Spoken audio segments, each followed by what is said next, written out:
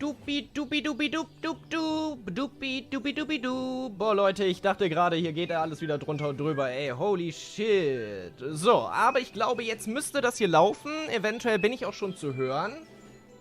Wusste nicht, dass man alles nochmal neu schließen und nochmal neu öffnen muss, wenn man einen zweiten Stream anfangen möchte, weil irgendwie hat der mir nicht angezeigt, dass ich den Stream starten kann. Jetzt scheint aber alles zu funktionieren. Ja, boah, Leute, ich habe gerade kurz gedacht, jetzt funktioniert die Technik nicht. Halleluja, ey, was ein Spaß. Hallöchen, zurück, herzlich willkommen. Ach, warte, ich wechsle mal eben die Szene, ne? So, Sekunde. Und zack. So, jetzt nochmal von Angesicht zu Angesicht. Herzlich willkommen, liebe Freunde, hier zur großen Weltpremiere von Fantastic Beasts 3 The Secrets of Dumbledore, die in ungefähr 11 Minuten beginnen wird. Das hier ist ein Reaction-Livestream, ein Watch Together, ein Public Viewing, nennt es wie ihr wollt. Auf jeden Fall schauen wir uns alle gemeinsam die große Weltpremiere heute in London an, die live stattfindet und hier übertragen wird. Ja, das Ganze, denke ich, ist auf jeden Fall wesentlich cooler, als alleine in seinem einsamen, dunklen Zimmer zu sitzen und sich das alleine reinzupfeifen. Und ja, so kann man das Ganze gemeinsam schauen. Wir können unsere, ja, Entdeckungen, die wir da vielleicht machen und auch unseren Hype gegenseitig teilen und, ja, genau, können den freien Lauf lassen.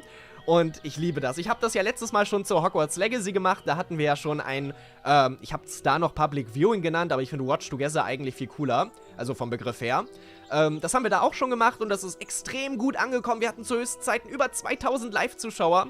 Und irgendwie finde ich das Konzept mega geil, weil ich muss ganz ehrlich sagen, es beflügelt meinen Hype nochmal so viel mehr, wenn ich einfach sowas schaue und gleichzeitig dann eure Reaktionen sehe und ja, wir alle zusammen halt hier sitzen und dem, ja, beifiebern. Das ist einfach mega cool und ich werde sowas definitiv häufiger machen.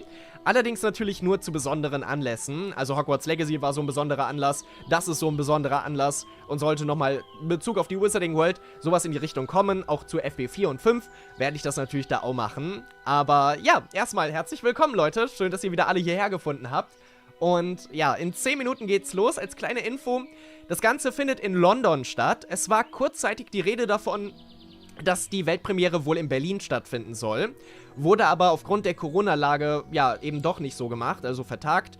Vielleicht findet das Ganze bei Teil 4 oder 5 in Berlin statt. Denn es war, soweit ich weiß, korrigiert mich gerne, bei Teil 1 waren sie in Amerika, in New York.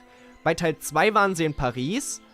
Und zu Teil 3 wollten sie es dann in Berlin machen. Also immer quasi auf das Land bezogen, was in dem Film am meisten vorkam. Wobei man auch dazu sagen muss, dass Deutschland wahrscheinlich in Teil 3 gar nicht am meisten vorkommt, aber wäre trotzdem nice gewesen, oder? Also dann wäre ich definitiv live vor Ort, dann gäbe es dieses Watch Together gar nicht. Dann wäre ich da jetzt am Start und würde mit meiner komischen Webcam direkt draufhalten. Aber, ey, 4 und 5, ne? Vielleicht ist Corona dann noch mehr Geschichte als jetzt schon. Also es ist noch nicht Geschichte, aber ihr wisst, was ich meine. Und, genau. Also was nicht ist, kann ja noch werden. Ich habe gestern auch eine Info rausgehauen. In einem italienischen Magazin hat sich David Yates zu, ja, der ganzen Thematik rund um FB 4 und 5 geäußert. Also indirekt zumindest. Und zwar hat er geäußert, dass das große Match zwischen Dumbledore und Grindelwald eben noch kommen wird. Er hat quasi bestätigt, dass der Kampf, der im Trailer gezeigt wurde zu Teil 3, nicht der finale Kampf sein wird, der 1945 stattfand, was ja einige gedacht haben und die Sorge damit geteilt haben, dass ja der dritte Teil vielleicht so ein Soft-Finale wird, so ein Soft-Close quasi. Aber diese Sorge kann man, denke ich, da jetzt erstmal ja ab acta legen, weil es würde vorne und hinten einfach nicht funktionieren. Und ich bin immer noch der Meinung, Leute, dass sich die Wizarding World einfach ein Bein absägen würde, wenn sie die Reihe nach Teil 3 beenden. Selbst wenn sie nicht so finanziell erquickend ist, wie sie sich das vielleicht vorstellen. Weil, wenn sie das jetzt abbrechen, hätten sie das Vertrauen so vieler Fans für immer ausgespielt.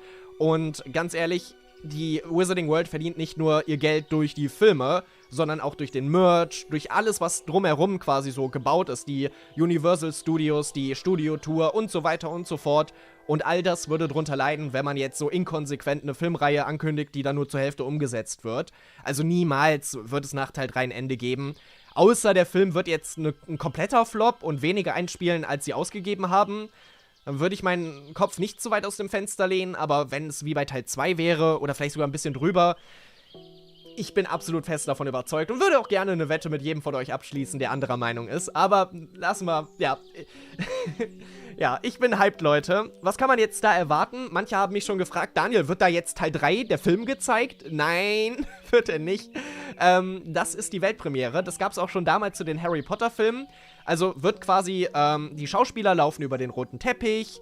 Es werden vielleicht neue Szenenbilder gezeigt, generell neue Bilder. Es wird wahrscheinlich Interviews mit den Schauspielern geben. Es wird bestimmt irgendwelche Ankündigungen vielleicht geben, irgendwelche besonderen News oder so. Und ja, bei den Harry Potter-Filmen war die Premiere, glaube ich, beim Lancaster Square. Wie heißt das Ding nochmal? Das ist so ein berühmter Ort in London. Lancaster Square. Heißt das so? Leute, wie heißt nochmal der Ort, wo das da war? Ich bin schon so sehr aufgeregt wegen FB3, Alter, ich drehe durch vor Freude, OMG. Ich freue mich auch, Barbara, sehr sogar. Ich bin echt extrem hyped. Jan schreibt gerade, es gibt es so gut wie bei jedem großen Film, Leute. Ja, das weiß ich, das ist klar, ja. Aber, also hast du dich auf was anderes bezogen, Jan? Hätte ich nie in Frage gestellt, oder habe ich nie in Frage gestellt. Also klar, gibt es für jeden großen Film. Aber, ja, es gab es halt auch zu Harry Potter. Aber vielleicht hast du dich darauf bezogen. Und damit wollte ich eigentlich nur aussagen, dass man da vielleicht schon ein bisschen ableiten kann, was uns heute da erwarten wird. Weil man da so einen direkten Vergleich hat. Und ja. Achso, du beziehst dich auf die Leute im Live-Chat. Achso. Barbara, nochmal vielen, vielen Dank und fingergeformtes Herz für die 20-Euro-Spende. Dankeschön. So, Trafalgar Square. Hieß das so? Ja, Trafalgar Square? Ja, genau. Ich glaube, da ist so eine riesige Statue im Hintergrund. Ich glaube, so ein Engel mit Flügeln, der so oben auf der Spitze sitzt, oder? Meine ich. Ja, aber Leute, wir werden heute sehr wahrscheinlich Mads Mikkelsen sehen. Das wird so cool. Ich hoffe, er wird dort auch am Start sein. Und ich hoffe, er macht so wie Johnny Depp bei Teil 2 so ein bisschen einen auf Grindelwald. Also schlüpft so ein bisschen in seine Rolle rein. Das wäre extrem cool. Und ja, das Ganze wird sehr wahrscheinlich komplett auf Englisch. Nein, es wird 100% komplett auf Italienisch sein, Leute. Englisch. Es sind jetzt gleich auch ein paar Nicht-DA-Leute hier. Deswegen, ja, wir sind lost und bezeichnen Englisch als Italienisch und finden das lustig. Es ist auch lustig. Jedenfalls, genau, wird das Ganze auf Englisch sein. Ja, ich weiß nicht, ob es Untertitel geben wird. Also verstehen für mich ist persönlich jetzt nicht so schwer. Ich werde das meiste davon, denke ich mal, verstehen. Falls ihr da Probleme habt, fragt gerne. Dann gibt es bestimmt Leute im Live-Chat, die euch da Fragen beantworten werden. Aber ja, so, wir haben noch 4 Minuten und 25 Sekunden, bevor es losgeht. Denkst du, J.K. Rowling ist dabei? Nein, glaube ich nicht. Also, ich glaube, die Verantwortlichen täten gut daran, sie nicht mit einzuladen. Und ja, ich glaube nicht, dass sie da sein wird. Ich glaube, das wäre marketingtechnisch schwierig und ich glaube, dass sie damit mehr sich schaden würden. Ja, nee, ich glaube nicht, dass J.K. Rowling dabei ist. Aber mal abwarten. Deli Deidel 1989, vielen Dank für den Mitgliedsstatus. Dankeschön. Fingergeformtes Herz geht raus an dich. Bist du neu dabei? Also ich habe den Namen zumindest, glaube ich, noch nicht gelesen. Oder ich habe ihn nicht wahrgenommen. Dann tut's mir leid. Aber freut mich sehr, dass du am Start bist. Und vielen Dank. Dankeschön. Sorry, ich meinte Trafalgar Square, schreibt Feli. Achso, das war, glaube ich, nicht an mich gerichtet. Es läuft ja auch wieder unter ihrem Namen. Wie meinst du, Revo? Es läuft ja wieder, weil der Name im Trailer gezeigt wurde? Oder worauf beziehst du dich? Ich weiß nicht, was du genau meinst. Premieren sind immer am Lancaster Square. Okay. Ich glaube da jetzt aber nicht. Ich glaube, bei FB3 ist das woanders. Habe ich zumindest gelesen. Vielleicht habe ich mich auch verlesen. Wir werden es gleich alle erfahren, Leute. Warum ist auf dem Thumbnail nicht die Hogwarts-Version aus Fantastic Beasts? Ja, sie haben auf dem Thumbnail, also meinst du das Thumbnail jetzt hier? Warte mal. Ach so, ja, die Steinbrücke hier vorne fehlt, stimmt. Ja, ich liebe meine Theorie von damals, Leute. Falls ihr die noch nicht gehört habt, ja, Kurzzusammenfassung. Ich hatte mal die Theorie, dass die Brücke, die hier rausführt und geradeaus runterführt, dass die Brücke mit einem Schutzzauber versehen ist, dass die eben nur erscheint, wenn sie benötigt wird und ansonsten eben nicht. Weil es gibt sehr viele verschiedene Hogwarts-Versionen. Manchmal gibt es diese Brücke hier, manchmal gibt es die nicht. Und dass man die jetzt hier auf diesem Thumbnail nicht sehen kann, obwohl das eigentlich ja in den Filmen so zu sehen ist, unterstreicht die Theorie ja schon fast, auch wenn sie natürlich nicht Kanon ist. Aber Ja, stimmt schon. Eigentlich hätten sie da eine Brücke hinbauen müssen, aber hat wahrscheinlich auch optisch nicht so hingepasst, weil wie willst du die hier gut darstellen? Ja, aber ist schon komisch irgendwie. Ich glaube, die rechnen einfach damit, dass da nicht irgendwelche total losten, kranken Psycho-Potterheads sitzen, die Hogwarts im Survival-Mode aufbauen und jedes scheiß Gebäudestückchen kennen. Ja, da haben die Rechnung aber ohne die DA gemacht. Ne? Hier. Ne? Zwillingstürme. Das war LBH 1400, der Bereich. Dahinter sind die Gewächshäuser. Da ist das vergessene Gewächshaus. Astroturm. Ravenclaw Tower. Große Treppenhausturm. Hier der erste Innenhof. Das Viadukt. Den Gryffindor Tower kann man nicht sehen. Der ist da hinten verdeckt. Ja, der ist hier wie heißt nochmal das Ding? Da bin ich mir jetzt nicht ganz... Ich glaube, das sind die North- und West Tower hier. Diese Seitengebäude. Will ich jetzt aber auch nicht zu viel sagen, weil ich bin mir jetzt gerade auch nicht ganz sicher. Ja, aber ich denke mal, vielen wird das auch gar nicht auffallen. Wobei ich auch dazu sagen muss, war das VRB, dem das aufgefallen ist? Bei einem Poster haben sie Hogwarts von der Orlando von der Orlando Universal Tour, also, ne, das Hogwarts, was da halt aufgebaut ist, genutzt, was extrem komprimiert war. Und das war auch irgendwie total seltsam. Predator Snape, vielen Dank für den Mitgliedsstatus. Dankeschön. Danke allen für den Support. Ihr seid drollig, Leute. Dankeschön. Wir warten, Leute. Es geht jetzt jede Sekunde los. Und ich bin Hype. Ich schreibe einfach mal Hype hier rein. Hype! Und hier gelten keine Live-Chat-Regeln wie bei uns. Deswegen kann ich so viele E's dahinter machen, wie ich will. So. Oh Mann, Leute, ich bin so aufgeregt. Oh, warte, ich mache mal Musik im Hintergrund aus. Ich glaube, die braucht jetzt keiner. So. Hui. Okay, Leute. Ich bin am Überlegen, ob ich mir noch Kopfhörer anziehen soll. Wobei, nee, das Mikrofon nimmt eigentlich nur meinen Sprachsound auf. Ich liebe dieses Mikrofon, Leute. Damals mein altes Mikrofon hätte den Sound hier mit aufgenommen. Aber der hier filtert das eigentlich ziemlich gut raus. Deswegen, ja, denke ich mal, sollte das passen. Ich will gar nicht fragen, wie viele Live-Zuschauer wir hier gerade dabei haben. Ich habe vorhin gelesen, dass Flocky, glaube ich, geschrieben hat, dass wir 800 hatten. Und hier sind es gerade 1790. Ey, dann haben wir fast so viele Live-Zuschauer wie der Original-Stream. Ich bild mir jetzt mal nichts drauf ein. Oh, jetzt sind schon über 2000. Okay, ich halt mal lieber meinen Mund.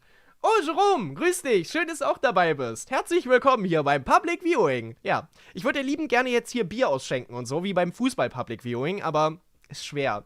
Und, ne, Minderjährige und so. Aber ich habe auch Apfelsaft da. Und Wassermelonen-Eistee. Der Shit, Leute. Ihr müsst unbedingt Wassermelonen-Eistee probieren. Das ist der Wahnsinn.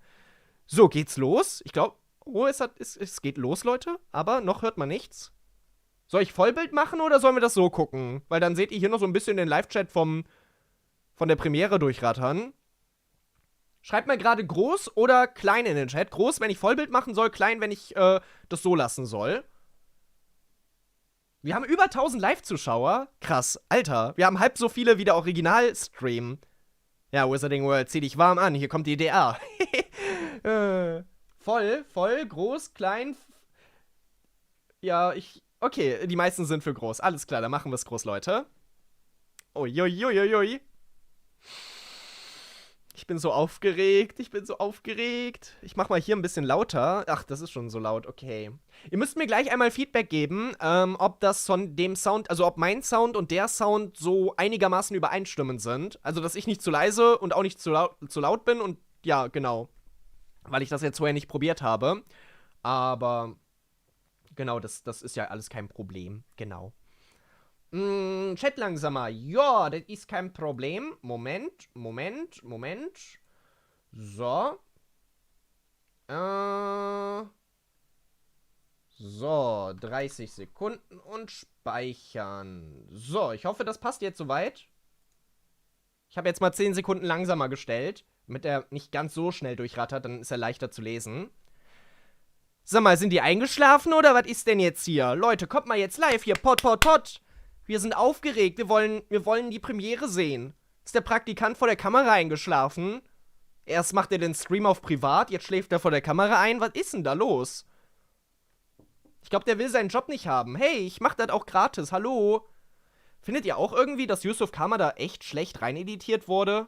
Guckt mal hier, so der untere Bereich von dem, da sieht man voll, dass die Umgebung eine andere war oder irgendwie komisch ausgeschnitten wurde und dann, also ich weiß nicht, irgendwie sieht der, also Yusuf Kama ist so richtig, Ich finde generell, also Yusuf Kama ist echt scheiße eingebaut, muss man sagen. Aber naja. Insgesamt gefällt mir das Bild. Ach man, die sollen jetzt anfangen. Kommt schon. Ey, wenn wir jetzt hier bis 19 Uhr sitzen und kein Bild kommt, ne, dann weine ich. Soll ich euch in der Zeit ein Liedchen singen? Alle meine Entchen schwimmen auf dem See, Manni, du auch! Schwimmen auf dem See, Köpfchen in das Wasser, Schwänzchen in... Ich sehe immer das gleiche Lied irgendwie, oder? Ich muss mir ganz dringend mal neue Lieder einprägen, das ist echt nicht gut. Aber hey, dann habe ich zumindest noch ein bisschen Zeit, den Live-Chat zu lesen. So, hör auf zu singen. Na gut, ist ja okay, tut mir leid. Minus 300 zu. Okay, ich hör auf zu singen, Leute. Alles gut. Ich singe nur, weil ich so glücklich bin und so hyped und ja. Ey, Leute, ihr könnt echt von Glück reden, dass ihr nicht mit mir in einer Bude wohnt. Ja, seit Fantastic Beasts der Hype in mir richtig ausgelöst wurde, hüpfe ich durch meine Bude links und rechts und singe die ganze Zeit. Schlecht, aber ich singe. Weil ich voller Vorfreude bin und aktualisiere die Page, Daniel. Was?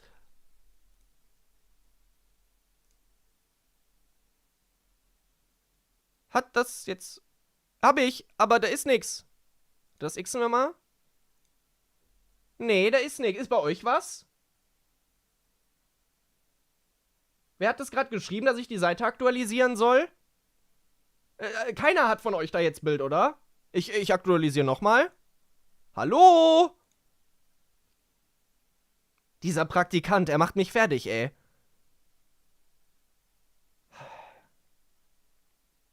Nö, also noch ist da nichts, Leute. Habt jetzt 3-mal aktualisiert. Nein, bei mir läuft auch nichts. Okay, nee, dann ist alles gut. Ich denke mal, das müsste jetzt auch anfangen, wenn es halt anfängt. Ja, hi, ich bin der Daniel. Ich bin Harry Potter-YouTuber. Seit knapp 8 Jahren. Die Wizarding World ist meine große Leidenschaft und ich mache diesen YouTube-Kanal seit fast 5 Jahren selbstständig.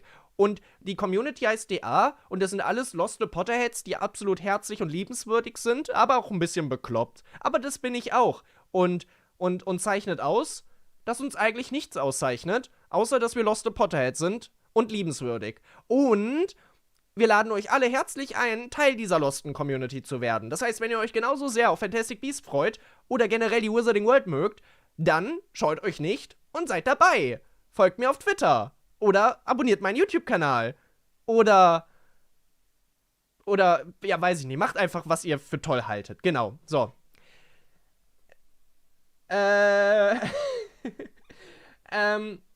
Daniel, sing doch mal Backe, Backe, Kuchen. Der Bäcker hat gerufen. Wer will frischen Kuchen backen? Der muss haben 7 Sachen. Eier und Speck, Butter und Milch. Wieso braucht man Eier und Speck für einen Kuchen? Ist das ein Zwiebelkuchen? Ein Speckzwiebel... Oh, Speckzwiebelkuchen, Leute. Das ist voll lecker. Ich will nicht über Speckzwiebelkuchen reden. Ich will jetzt wissen, wie Mads Mikkelsen seine Rolle bei Grindelwald gemacht hat. Können die jetzt mal... Ich schwöre, dieser Praktikant. Wenn ich seine Nummer hätte, dann würde ich den jetzt anrufen und zusammenscheißen. Dieser gemeine Kerl. Schläft er einfach ein. Ich glaub's ja wohl. Die laufen jetzt wahrscheinlich alle schon über den roten Teppich und haben einen tollen Tag und wir sitzen hier vorm PC und es passiert einfach gar nichts. Aber hey, immerhin haben wir ein schönes Poster, was wir uns anschauen können. Speck? Speck? Was habe ich denn gesagt? Daniel, wir wollen die 1000 Leute behalten. Okay, mir wurde gerade gesagt, ich soll singen. Erst wird gesagt, ich soll singen, dann wird gesagt, ich soll nicht singen. Ihr müsst euch schon mal entscheiden, Leute. Ne? Hier, immer die Schuld auf den armen kleinen Daniel abwälzen. Dabei tue ich nur, was ihr wollt. Ach, Eier und Schmalz. Aber seit wann kommt denn Schmalz in den Kuchen? Hey Siri? In welchen Kuchen kommt Schmalz? Okay, das habe ich online zu Hey Siri, in welchen Kuchen kommt Schmalz gefunden. Guck mal. Schmalzkuchenrezept Dr. Oetker. Pfannkuchen, das beste Grundrezept. Schmalzkuchen von Sapri, ein Thermomix. Schmalzkuchen, Leute, wisst ihr Bescheid. Also, es gibt Schmalzkuchen. Ob der schmeckt, ich habe keine Ahnung. Aber es gibt ihn. Ich höre was! Die haben ernsthaft einen Remix drunter gelegt?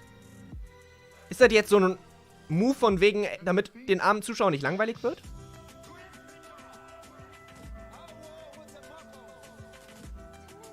Die haben einfach... Die haben den Hintergrundsound der FB3-Trailer geremixed. Okay, das ist nicht vom FB3-Trailer.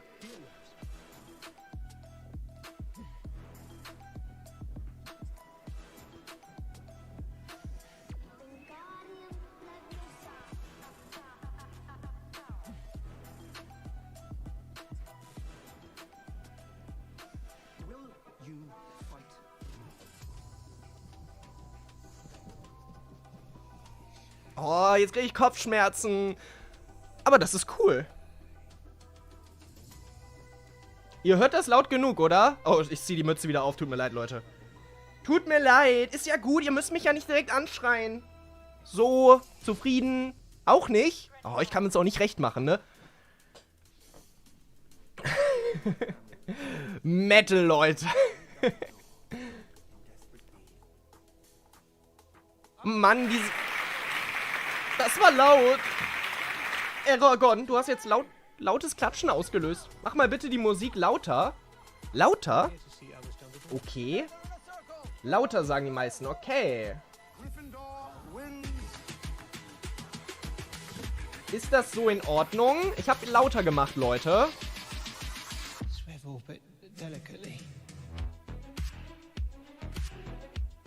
Ja, die haben einfach die Dialoge aus dem Trailer genommen und ein paar Harry Potter Soundtracks und daraus einen Remix gezaubert.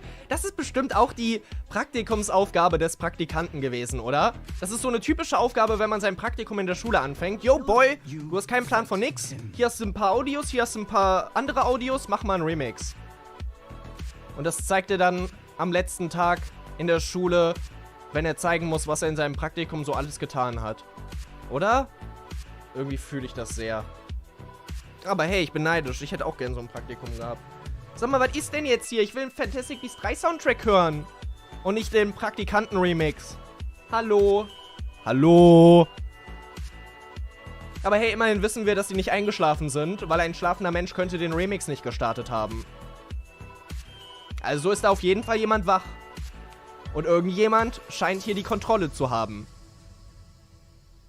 Das muss nicht viel heißen, weil Kontrolle heißt nicht immer, dass auch alles funktioniert. Aber besser, als wenn der Stream hier auf sich allein gestellt wäre.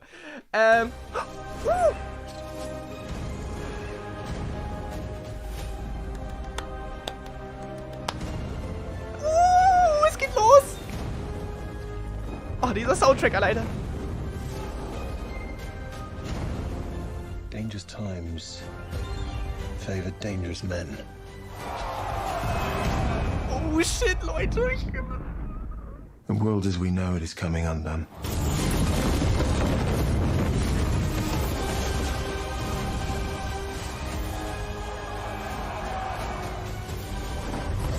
Kann ich irgendwie die Bildqualität hochschrauben?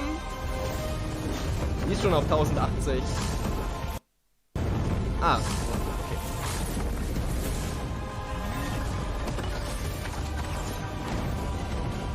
5, 4, 3, 2, 1. Ja, klar, Jacob. Oh.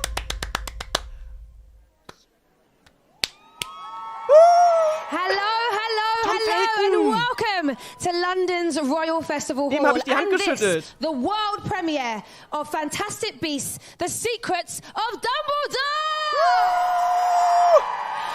I'm Yinka Bikini. Hi there, I am Tom Felton and I'm here with Yinka and Die Hand habe ich geschüttelt, die da jetzt das Mikrofon keeping the hält. magic alive with the latest release from the Fantastic Beasts films in the UK. Ist das being out London on the Eye im 8th Hintergrund? of Ja, April ne? in the US on the 15th. And I don't know about you, Yinka, but I am finally very curious to see what exact secrets Dumbledore is holding. And, and a chance to meet the one and only man himself. Dumbledore. I am very, very excited. So tonight we're going to be bringing you all of the action. Ich liebe es auch, die ganzen Potheads da zu sehen. This unmissable Es gibt so heftige world Vibes gerade. premiere. We are back with the Wizarding World, guys. Yeah! Yes, we are. So, we have got producers Tim Lewis and David Heyman, director David Yates, and the stars of Fantastic Beasts: The Secrets of Dumbledore, including, are you ready for this? Ja, komm, jetzt mit. Eddie Redmayne, Jessica Williams, Mads Mikkelsen, Callum Turner, Catherine Waterson, Alison Siddall, Dan Bogler, and Dumbledore himself, Jude Law. Oh, And that's not Leute. all. Quite Das a ist list. einfach viel But zu yes, geil. tonight we are also streaming live across the globe via Facebook, YouTube, Twitter, and TikTok. So a big hello Ich mach to mal meine- everyone watching from wherever you gerade. are in the world. We want you to be involved in tonight's world premiere, so please get sending in your comments, your questions, and any reactions you can do right now. While we wait for our stars to arrive on the red carpet, let's have a cheeky look at why we are all here.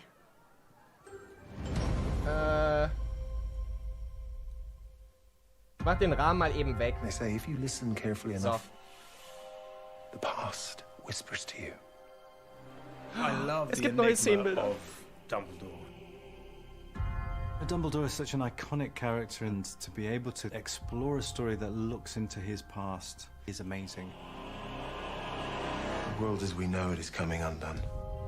This time we really get to explore the mysteries and secrets of his past. And we're peeking into the complicated relationship he has with his old friend and great foe, Gellert Grindelwald. Dumbledore is filled with regret because the relationship they had led Grindelwald on a dark path. Dumbledore is at war with himself. Dumbledore and Grindelwald made this bond as young Lauter? men and made a pact through a blood troth. When you carry it, Ich hab's schon you so laut, cannot wie es go geht, into a Leute. physical fight with the opponent. So there was no way I can go into a fight with Dumbledore. You intend to turn your back on your own kind. A big part of this movie is just trusting Dumbledore. Once again, I must ask too much of you, Harry. It was always clear in the Harry Potter stories that Dumbledore's plan sometimes means not knowing exactly what Dumbledore has up his sleeve, but trusting him. Has Newt told you why you're here? Was he meant to? No. Newt has to go and accrue this band of players, but he goes in with an honesty. There is going to Teddy be an wird so ein element of Highlight, chance Leute. here, but have faith in me because I have faith in Dumbledore. We're here to see Albus Dumbledore. That would be my brother. In this movie, we address Eine Phönixfeder, trauma oder? in the Dumbledore family. My brother sacrificed many things, Mr. Potter, on his journey to find power. There's a very complicated brotherly relationship with Dumbledore and Aberforth, and something to do with the sister Ariana. Hello, Credence. Credence has been lied to and misled. Dumbledore has to try and tell Credence the Es werden truth. tatsächlich einige neue kurze What's really Szenenbilder gezeigt. interesting with Finde ich mega Dumbledore cool. is the person who seemed so infallible when we were first interfacing with him is a deeply complicated person. He's confronting old friends, old foes, and also confronting himself. Things are not quite what they appear. Oh, es ist so fucking episch, ey.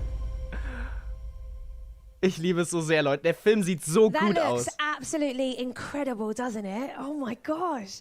All right, so I have a confession to make. I am a massive Sorry, Eo. Wizarding World fan. I think I'm actually one of the biggest. And when I say that I'm excited to be here tonight, it's not an understatement. I am very excited, actually, that Tom's run off because I was fangirling over him. Tom Felton, you know. Tom Felton, where are ya? Sorry, Yinka, I apologize for leaving you, but you were fangirling. I've run off to the top of the red carpet here, surrounded by some of Harry Potter's biggest fans that I know. Thank you very much. And we are ready to meet and greet the stars as and when they arrive. Do you know what? I want to ask you a couple of questions. Tom Felton What's ist immer your noch der favourite größte thing Potterhead about unter den the Stars. Wizarding World? Also, It's ich liebe hard to das, pick dass er das so one, aufrecht hält. Honestly, but it's remarkable to me that over 20 Tut so years viel für die Wizarding since World. we shot the first film, that the spirit of the fans is even more lively than ever. Something is quite clear to me that the Wizarding World fan flame is not dying anytime soon. Absolutely not. So Jude Law plays a great young Dumbledore in Fantastic Beasts. If there was ever a movie where there was going to be an older Malfoy and you were busy that day, who would you approve to play him? You? I'll take it and run. Honestly, I'm trying to age gracefully enough that I will get a chance to play my father one day as well. So a little bit of support. Das ist immer seine Standardaussage bei der Frage. That would be the dream. Now, we've got one more surprise for you here at the world premiere of Fantastic Beasts, The Secrets of Dumbledore. Tom, who have you got with you over there? Yes, absolutely. I'm joined right now by TikTok superstar Liegt bestimmt an der Brille, Jerome. Hi, Tom. I am so Aber ja, excited stimmt. to be here tonight. You're looking fabulous. Thank you. Are you warm enough? I am getting used to this London weather, but right now I'm warm. Well, welcome to London. We're glad to have you here. Thank you. I'll be keeping an eye out for some of the fantastic fashion that we will be seeing tonight as the stars hit the red carpet. Well, that's why I'm glad you're here, because this is my first time. So I'm curious to know, will you help me decipher some of the wonderful outfits that come through tonight? I got you, Tom. Thank you. Thank you. And who is there anyone that you're most excited to see I am tonight? so excited to see young Dumbledore, Jude Law, my favorite. Mads Mikkelsen. Understandable. And you. I was fishing for that slightly, but yes. We'll be catching up with you soon. I can see some of our guests are lining up as we speak. So, don't go anywhere. We'll catch up with you soon. Das sieht einfach so schön aus. Aber das ist nicht der Lancaster Square, ne? Sieht auf jeden Fall anders aus als bei den Harry Potter Premieren. Dass ich sowas mal mit euch machen kann, Leute. Also gut, wir hätten bei den anderen Fantastic Beasts Teilen schon eine Gelegenheit dazu gehabt, aber das werden wir auf jeden Fall jetzt immer machen, zu allen neuen Teilen. Warte mal, läuft da bei denen gerade der Remix? Der läuft doch gerade nicht bei dem... Das hört sich so an, als würde der gerade auch bei denen laufen. Der Praktikant muss so glücklich sein.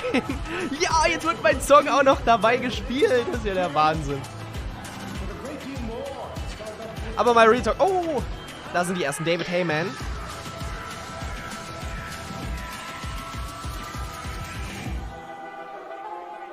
Die Leute, die da stehen, haben das übrigens gewonnen, soweit ich weiß. Also die Fans, die da stehen. Man musste die Tickets dafür gewinnen. Oder manche zumindest. Dann hätten sie auch gleich diesen einen Remix auf YouTube abspielen können. Wisst ihr, welchen ich meine? Den von Voldemort oder den von Hermine.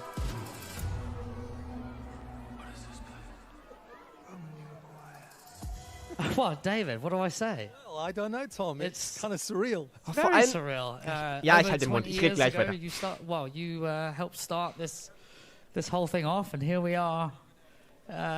Still continuing it, clearly with the fans equally excited. So how does it make you feel? 20 years ago, I never thought you'd be interviewing me up on stage. Wollte ich gerade sagen. Ich finde das so cool, dass Tom Felton selber mal in der Haut gesteckt hat und jetzt ist die Rolle so vertauscht. Ich finde das voll genial. The fact that it lives on 20 plus years on is amazing. It really is, and the enthusiasm of the fans, the world over, it's a great thing, and I'm just grateful to be a small part of it. A big part of it, but a part of me imagined that over the years that some of the fandom might dwindle, and clearly, as I said, the Potter flame is as bright as ever. Yes, it is, and thankfully. And $1 million question, I suppose. What is the secret behind the world that keeps people so fascinated? You know, if I had the answer, I'd bottle it up, and try and. But I think it's several things. I think Jo writes characters who are entirely relatable. She writes about outsiders, and I Finde ich gut, dass sie trotzdem über J.K. Rowling reden und ihren Namen in den Mund nehmen, als sie komplett auszublenden. Not just family where you're from, but the families you create. And I think again, aber ich denke trotzdem nicht, dass sie da sein wird. To friendship, loyalty, sort of fundamental values. And in this film, one of the things that I really love about it, it's about people who are wrestling with mistakes they've made in the past and trying to right the wrongs that they may have done and trying to choose. Ich glaube, spielt auf Dumbledore an. And again, I think that's very much both of our was die Fehler anbelangt, meine ich. Fehler der Vergangenheit und Grindelwald wahrscheinlich. Die beiden zusammen. That go through that journey. David, I'll let you go, but so good to see you, mate. Lovely to see you, Tom. Oh, das ist Thank you again. süß. David Heyman, everybody. Die beiden kennen sich einfach schon so lange. David Heyman ist seit Harry Potter Teil 1 dabei. Oh, David Yates. Regisseur der Harry Potter Filme seit Teil 5, sorry. Seit Teil 5.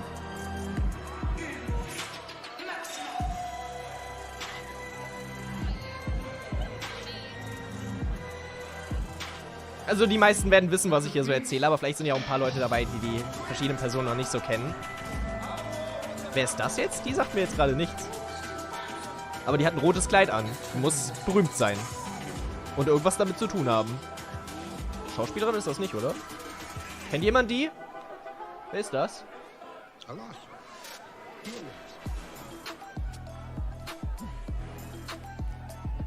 Ich hätte es ein bisschen cooler gefunden, wenn sie FB3-Soundtracks im Hintergrund abspielen ließen.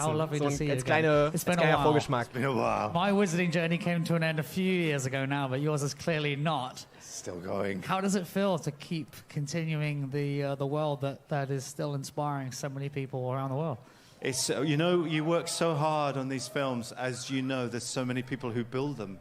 You know, Stuart Craig and George Richmond, Stuart DOP, Craig ist der and Wahnsinn. David and Joe and the script she writes, Steve Clovis. And then you finally bring it out and you see all this enthusiasm and love and passion and excitement. And this is all over the world, so it's a real treat. It's a beautiful thing, actually. It is. It does feel unique. Just speaking to some of the cast, that I have as friends, they all speak about it as a family in the same way that I did, and I still do. And it's so lovely to see that spirit hasn't gone anywhere. No, I think it might be ingrained in Leavesden Studios. Yeah. So you walk through those gates and egos are Da left steht die behind. schon wieder im Hintergrund. Wer ist And das? people just chill and go, well, we're here to work together, to build something together. And let's do that in a spirit of Ja, Jerome, family. sehr Which you might heftiger not expect Regisseur, with a finde ich auch. star-studded cast as such as this, but clearly everyone's on the same wizarding page. They're really lovely. Ich glaube, ich weiß, wer das ist. Sort of no egos. Everyone Eine wants to Person do hat their eine Wildcard best. They gewonnen want für den to roten really Teppich. Vielleicht ist das die do Person, die die special work Wildcard for gewonnen hat. everybody here. That's the truth Könnte of it. sein. They Wobei, die macht feel a Fotos. sense of responsibility. And they bring their A-game to the process. So it's lovely. I like that. Everyone brings their A game. Nee, Luna I ist have das to ask nicht. you now. This is what a decade Also longer Ivana Lynch ist das than nicht. You probably have been in the. What keeps bringing you back into the wizarding world so easily? It's the people.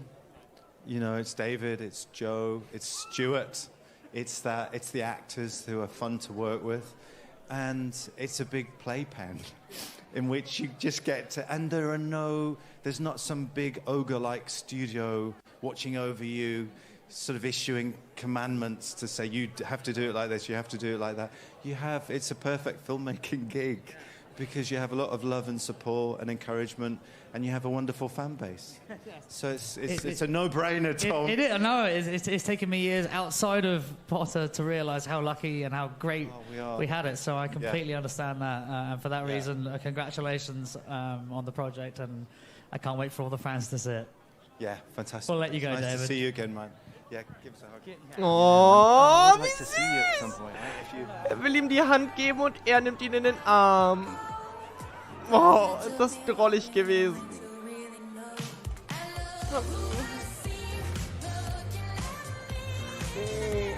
Das war jetzt schon sehr drollig.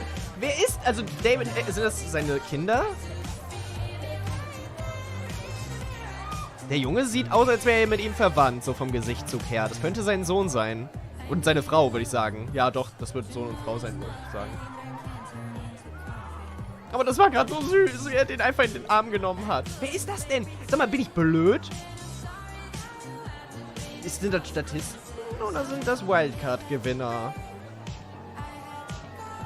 Bin mir da gerade nicht ganz sicher. Oder vielleicht auch einfach Familienmitglieder der verschiedenen Leute. Kann ja auch sein, wenn der Sohn dabei ist. Weiß gar nicht. Hey Siri, hat David Heyman einen Sohn? Es gibt in deinen Kontakten jemanden namens David. Was? Ich habe niemanden mit David in meinen Kontakten? Ach so. Ja, ich guck später mal nach. Oder ihr guckt mal nach, Leute, und schreibt's mal in den Live-Chat. Wäre cool. Vielleicht können wir so die meisten Fragen beantworten, wenn, die Antworten dazu im Live-Chat beantwortet werden. Familie von Leuten schreibt Ananas Snape. Das könnte halt sein, ja? Das könnte durchaus sein. Mag jemand mal gerade googeln, ob David Heyman einen Sohn hat?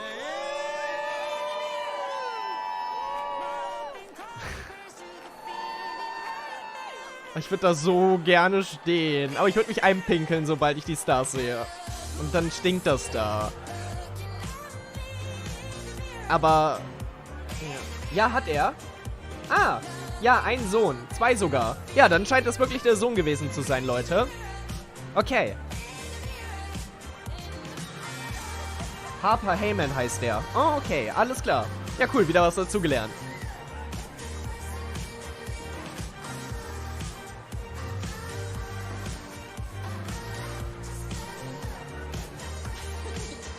Oh, wie gern ich da wäre, Leute. Unfassbar schön.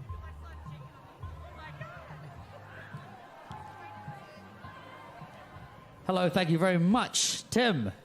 So good to see you again, my friend. Well, it's been a while. I'm gonna make the joke. I'm gonna say it. That the first time you saw me, I think I was about this high, and now I'm. No, yeah. Warte, wer ist das You still remember who I am? We a long time. It was. We worked together for a long time. It was a long time, and on that. You probably changed more than me. Well, so. Well, I Schade, dass sie keine Namen einblenden. Being part of the adventure for this amount of time. I know I've done my years, but certainly you have as well. I think one can really only say how proud one is to continue with this franchise and maintain or try to maintain the quality that we started with the Potters and keep that going through into this franchise. And there is Die im roten Kleid ist Rita Ora. Okay.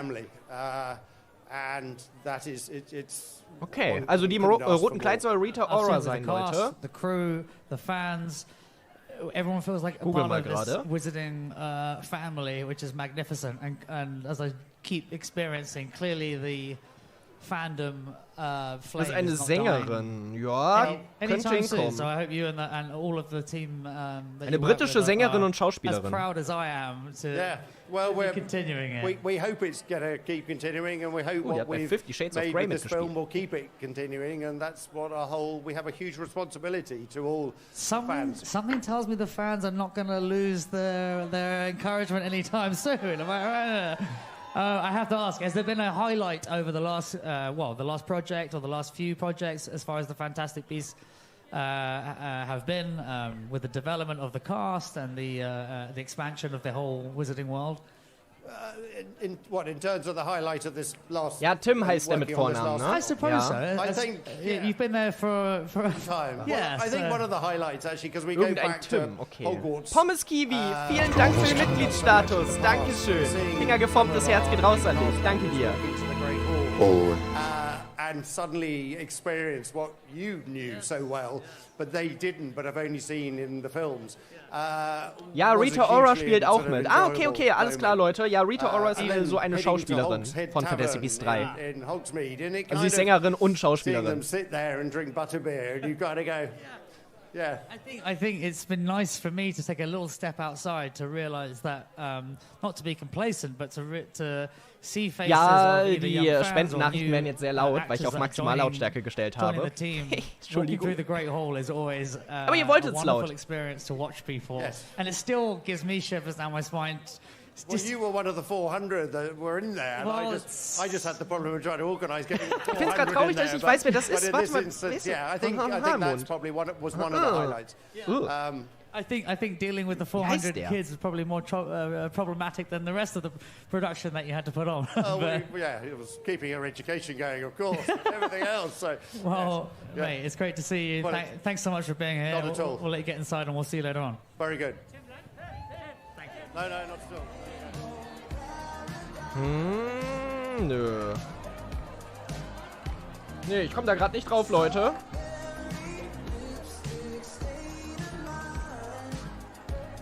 Wie lange dauert die Premiere? Jeff, das weiß ich nicht genau. Also ich habe mal bei den letzten geschaut. Also die FB2-Premiere hat ungefähr 1 Stunde und 20 Minuten gedauert. Ich denke mal, daran kann man sich jetzt so ungefähr orientieren.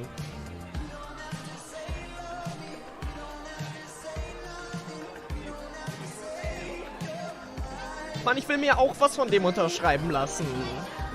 Stellt mal vor, ihr würdet da jetzt stehen mit so einem geilen Notizbüchlein und da könnt ihr euch von jedem der Stars ein Autogramm abholen. Ich meine, da stehen so wenig Leute, dass auch wirklich jeder sein Autogramm abbekommt. Guck mal, wie der grinst. Ich will auch so grinsen. Ich will auch ein Selfie. Nein, ich bin nicht neidisch. Ich bin... Okay, vielleicht ein bisschen.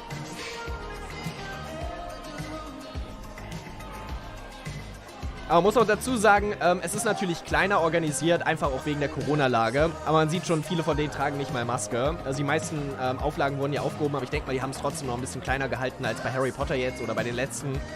Weil, ja, Corona halt.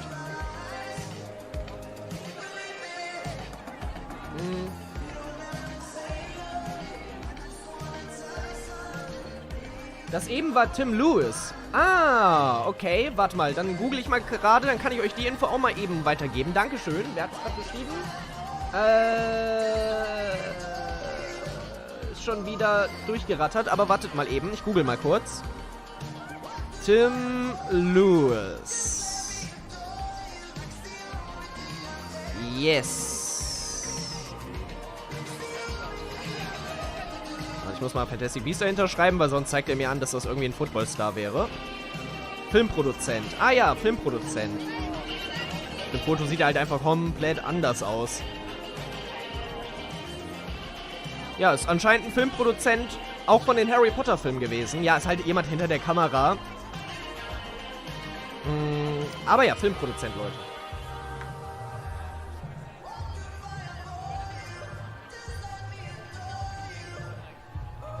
Was für eine verdammte Ehre das sein muss, wenn du da so stehst und dann dich einfach mit dem unterhalten kannst. Ich hätte so viele Fragen einfach. Ich glaube, meine erste Frage wäre, wird FP4 und 5 hundertprozentig stattfinden? Auch wenn es eigentlich schon safe ist so, aber ich glaube, einfach um sicher zu gehen, würde ich diese Frage unbedingt gerne nochmal stellen. Und ich glaube, da wäre er der beste Ansprechpartner. Also von den Offiziellen, sage ich mal.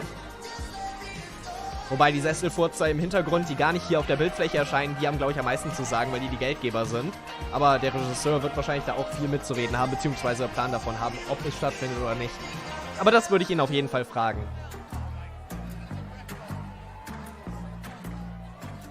Aber ich finde es auch schön, dass die Leute hinter der Kamera so gewürdigt werden. Also, ich schäme mich gerade so ein bisschen, dass ich ihn nicht kannte, muss ich ganz ehrlich sagen.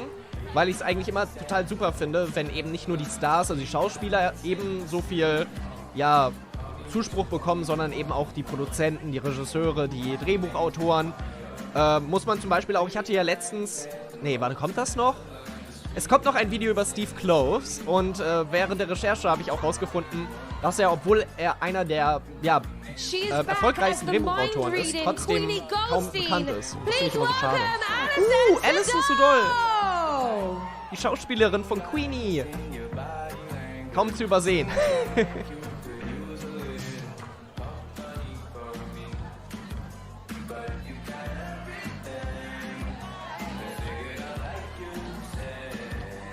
Aber eigentlich ist es ja cool, dass es nicht ganz so voll ist, oder? Also, was die Chance anbelangt, dann eben an ein Autogramm zu kommen.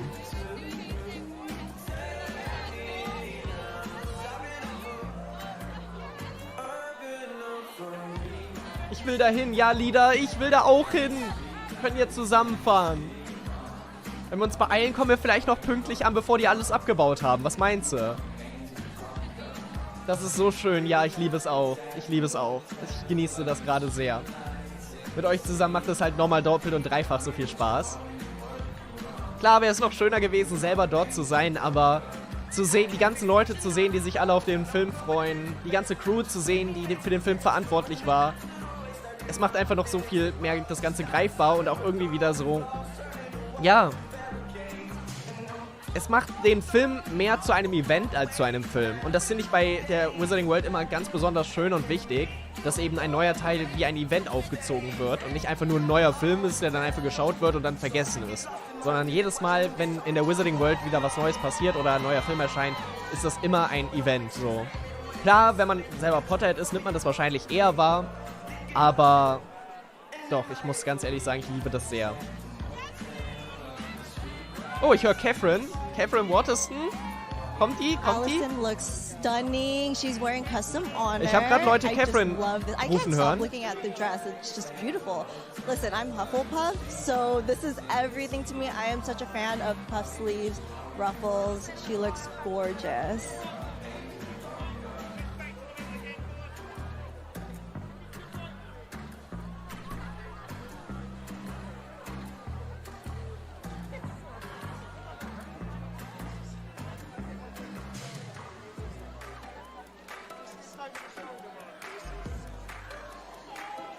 Oh, Ed Sheeran. Oh Gott, Ed Sheeran läuft im Hintergrund. Ja, erstmal das Stream geclaimed. Ende im Gelände, Leute. La la la la. Okay, tut mir leid. Scheiße. Mann, ich habe ein bisschen gehofft, dass er nicht geclaimed wird. Aber das kann ich mir jetzt, glaube ich, abschließen. Wobei, wenn die Fans im Hintergrund laut genug jubeln, dann hört man es vielleicht nicht raus.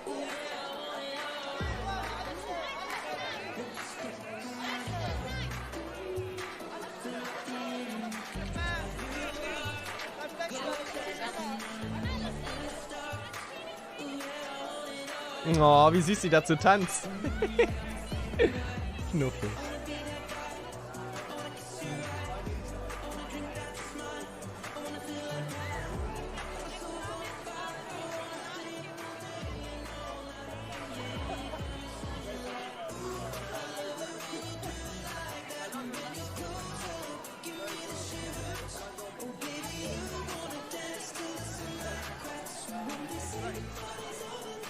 Ich habe vorhin Catherine gehört. Wo ist sie denn jetzt hier? Catherine Waterston.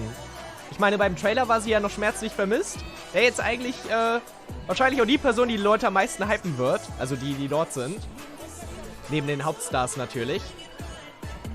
Ich finde das irgendwie mega cool, dass das so zu einem Insider wurde. Dass alle so schreien, wo war Tina? Wo ist Tina? Man hat sie nirgendwo gesehen oder fast nirgendwo. In einem Trailer kam sie ja dann doch vor. Aber ihre Rolle für Teil 3 ist ja immer noch sehr fragwürdig. Also klar, dass sie vorkommen wird auf jeden Fall, aber was für eine Rolle sie einnehmen wird und wie groß die sein wird, das ist halt noch die Frage.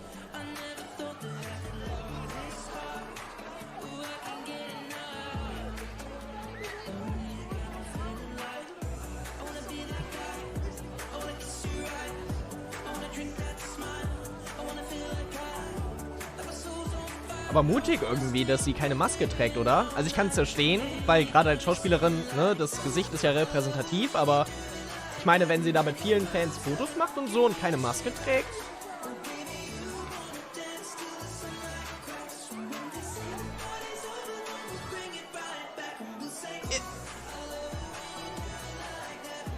Ich traue mich fast nicht zu fragen, aber wer war das? Die Person.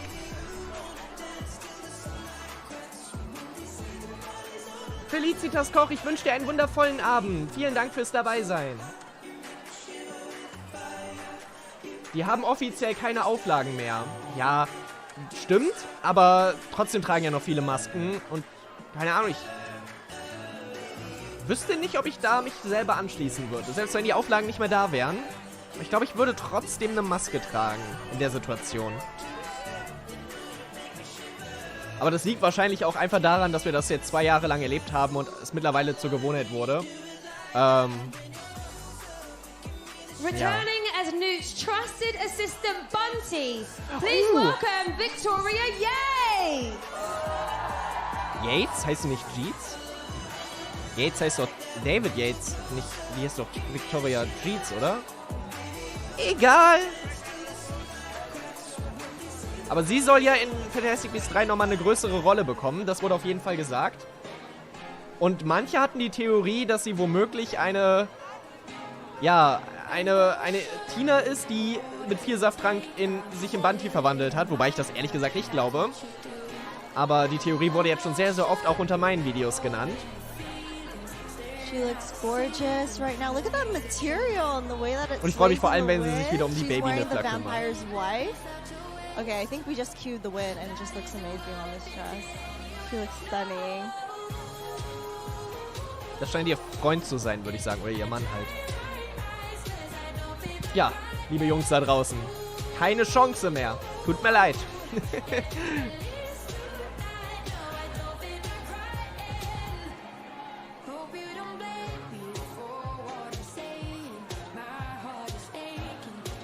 Kannst du immer die Rolle dazu sagen? Ja, sofern ich die weiß, auf jeden Fall. Aber bei den meisten ist das auf jeden Fall der Fall.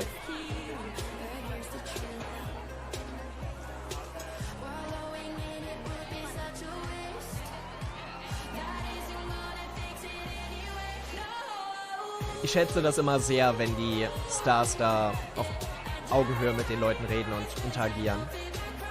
Ich finde so abgehobenes Verhalten, auch wenn es vielleicht so, ja, wenn es nur so leicht rübergebracht wird, mag ich immer gar nicht so. Aber ich finde es immer schön, wenn man das Gefühl hat, dass sie sich so alle auf einer Ebene befinden. Eddie Redmayne. Ist das seine Freundin? Newt Scamander. Please welcome Academy Award-winning actor. Der lief in den letzten Wochen ständig in London rum. Es haben super viele Leute Eddie Redmayne in London getroffen. Also privat jetzt so. Ich wünschte, ich hätte die letzten Wochen irgendwie Zeit in London verbracht. Ich wäre einfach die ganze Zeit die Straßen rauf und runter gelaufen und hätte Eddie gerufen. Eddie, wo bist du? Okay, hätte ich nicht. Das wäre ziemlich blöd für den. Aber der Typ ist auch einfach über 40. Warte mal. Hey Siri, wie alt ist Eddie Redmayne? 40. Eddie Redmayne ist 40 Jahre alt und hat irgendwie trotzdem noch dieses unschuldig naive junge Antlitz, oder? Keine Ahnung. Oh, das ist Oliver Masuki, glaube ich. Ist er das? Ist er das? Das ist ein Deutscher. Doch, ich meine, das ist er. Man sieht ihn jetzt gerade nicht so gut. Aber das müsste Oliver Masuki sein. Der spielt den obersten, also vom Rat der Zauberer, den obersten Posten da.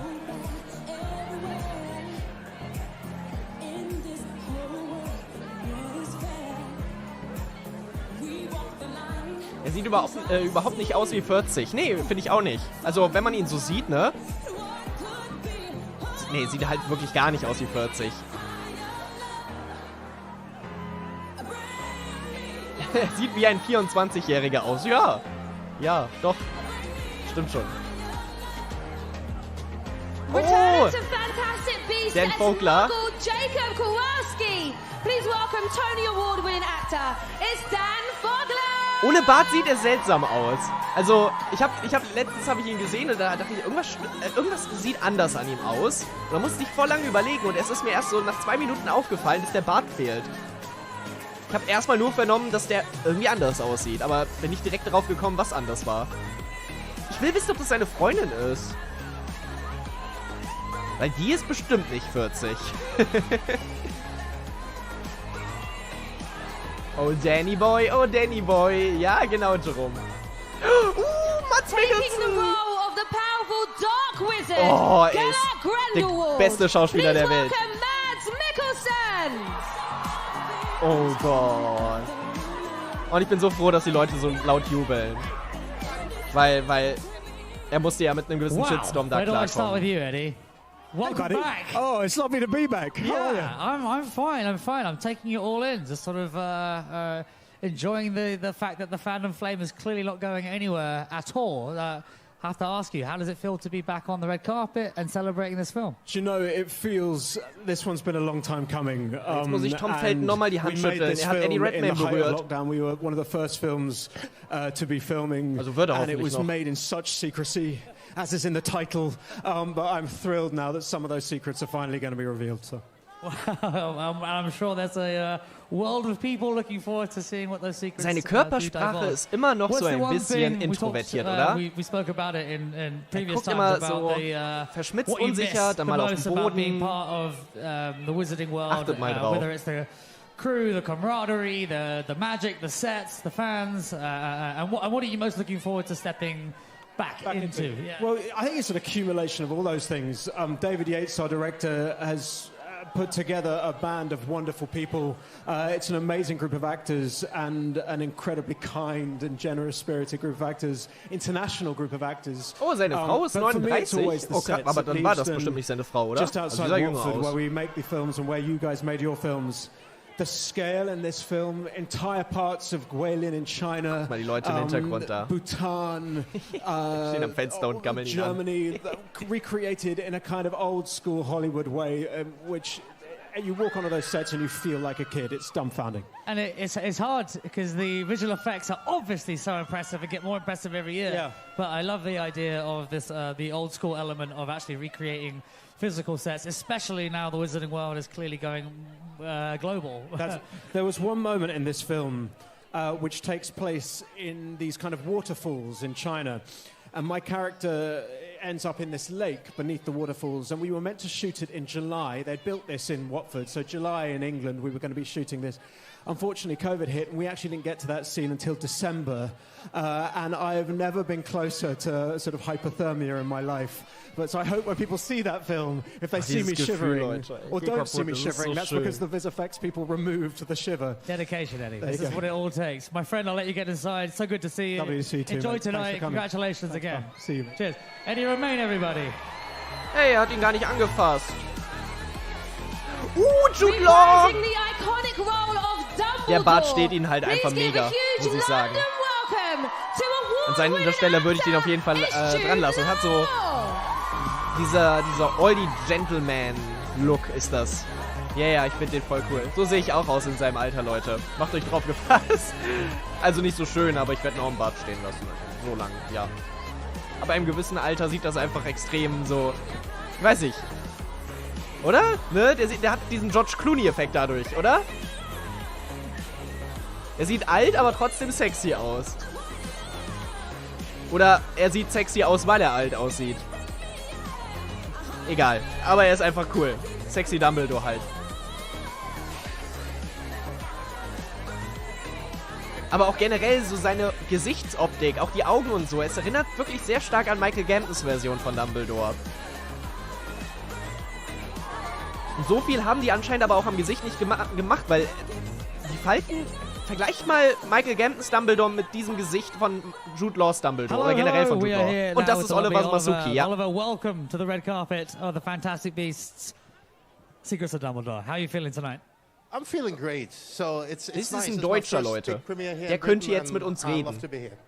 Welcome with open arms. I'm curious, what was the most exciting part about being asked to be involved in the wizarding world for you? Most exciting is, I think, it's for my kids because they always wanted me to be a super action hero movie action hero. Ich will auch sein Kind sein. Not an action hero movie now. Wär ich da jetzt auch? Something like I have a wand, you know. Nee, das ist nicht Helmut. That feels a bit like the same. Yes, fair enough. And das ist der how are the fans back in Germany der internationalen Zauberervereinigung. Genau. Of this world? I think they will love it. Yeah, I think Germany loves it that they have a German wizard now in the wizarding world. Germany! I think so too. My friend Oliver, great to see you. Enjoy tonight. Congratulations and thank you for being here. Thank you very much, Tom. Okay, thank you very much. Returning as the Ich hätte jetzt gefeiert, wenn er noch irgendwas Deutsches gesagt hätte. Please welcome William Netherlam. Oh, das ist Yusuf Kama. Warte, der Schauspielername... Nee, weiß ich jetzt gerade nicht, aber das ist auf jeden Fall Yusuf Kama. Oh, wie süß. Sie hat einen kleinen Boat-Truckle geschenkt bekommen. Oder zumindest ausgeliehen fürs Foto. Muss er den zurückgeben? Nee, er darf ihn behalten. Oh, wie drollig. Ich sterbe vom Cuteness-Anfall, wenn er ihn jetzt so hier in die Tasche reinstecken würde oder so. Dann wäre es um mich geschehen, Leute. Hello, everybody. We want to welcome Jude Law to the red carpet here tonight. Hello. Hello. Jude, I have to ask, when was the last time you were on a red carpet? Is this a novelty? That's a good question. It's been a while. Years. Years. We're very glad to welcome you back. First time here at the Royal Festival Hall, so it's wonderful to be here. So how do you feel about finally getting the chance to bring this, or to release the secrets of yourself, or Dumbledore rather, to the world? It's a very special moment. You know, coming out of lockdown and shooting this film, we were one of the first productions that was allowed to go back into filming. And so, as with most Wizarding World films, it was already top secret. The protocol applied made it even more top secret. So to be here finally, to be sharing it with the most important members of the family, the Wizarding World, the community here, is really important and really fun. It's great to see as well how, no matter how long the fans have had to wait, clearly the flame is not dying anytime 20 soon. 20 years, the flame has been burning bright. It's burning brighter by the day, it seems. Jude, I'll let you get inside, my friend. Great to see you. Congratulations on the film, and Lovely to see I look forward to seeing you later. See ya. Cheers, Jude. Die Flamme brennt, Leute. Jude's brother Theseus. Please welcome to the red carpet. Ist das seine Naturhaarfarbe?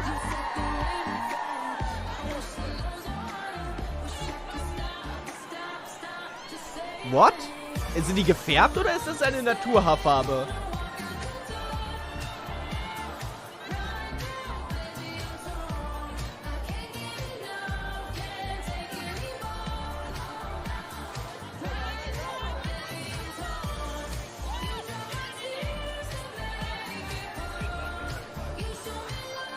Ja, Grindelwalds Rolle wurde ersetzt. Hier, Mads Mikkelsen ist der neue Grindelwald. Und ganz ehrlich, Leute, auch wenn ihr Johnny Depp mögt, ich mag Johnny Depp auch, aber Mads Mikkelsen ist extrem talentiert. Ich bin super, super zuversichtlich. Sogar glücklich darüber. Und das hätte ich zu keinem anderen Schauspieler gesagt.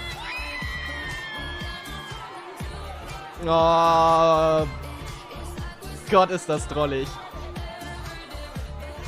Ladies and gentlemen, can we welcome Mads Mikkelsen to the set, or to the red carpet rather, tonight. Thank you very much. Yes. Ist definitiv mein Lieblingsschauspieler. How does it feel to be welcomed into the Wizarding World with such open arms? It's overwhelming, obviously. I mean, it's a family. I can kind of tell that. Er hat auch einfach dieses Bösewicht-Gesicht. Well. And I'm new in the family, so I can only hope that they will adopt me. So I'm crossing my fingers. I think you're already there, my friend. It is the fans, the crew, the cast. It all seems like a big family. Yeah. So let's ask, what is the secret to being a great on-screen villain, especially in the Wizarding world? First, you have to have a Danish accent. That works. Will you help me with that? I can fix it for you, yeah. Secondly, you got to have a mission that people can relate to. In this case, he wants to make the world a better place. Everybody can relate to that, right? Absolutely. Well, Mads, we're so glad to have you here. So glad that this is a red carpet to remember. Yeah. Enjoy tonight and enjoy the Wizarding world to come. I will. Thank you. Oh, Tom hat Mads Mikkelsen berührt. Jetzt muss ich wieder Tom berühren. Leute, Mission. Oh Gott. Sorry an alle, die das nicht verstehen.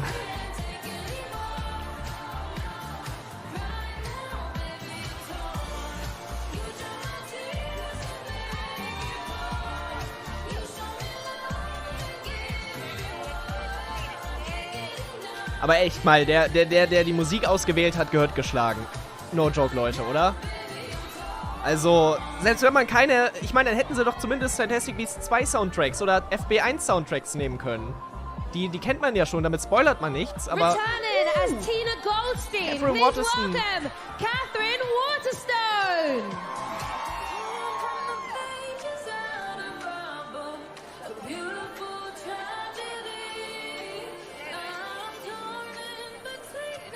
Okay, hello, Dan. Welcome to the red carpet. How do you feel? You look fabulous. Thanks, man. You look great too. Thank you for saying hello to my kids over here. I'm surprised that they weren't freaked out. A lot of youngsters get kind of scared of me. Their first red carpet, and they're just really they're handling themselves very well. Fantastic. What does it feel like to finally be here? Fantastic Beasts durchzogen mit drolligen Charakteren. Keine Ahnung. Oh man, I'm so excited to share the movie with everybody. It's really a great combination of the first film and the second film, and I get a wand this time, so I'm really excited. Let's not reveal too much. Okay, yeah, Lennon, that was in the trailer. It's very exciting. What have you made of the reaction, the fan base that have welcomed you into the Wizarding world so with such open arms over the last few years? Well, you guys helped develop that fan base, brother, and no, they're always lovely. Every one of them is just, they're all so excited, and they always show such great support. Yeah, this is awesome, man. It's pretty, I don't know what I expected, but I imagined that somewhat of the enthusiasm might dwindle over the years, but clearly that's not the case. No, we're keeping it alive, brother. Yeah, more than keeping it alive. You're burning it bright. So enjoy tonight. I look forward to hanging out with you guys later, and congratulations. Thanks, Tom. Have fun, brother. Good to see you.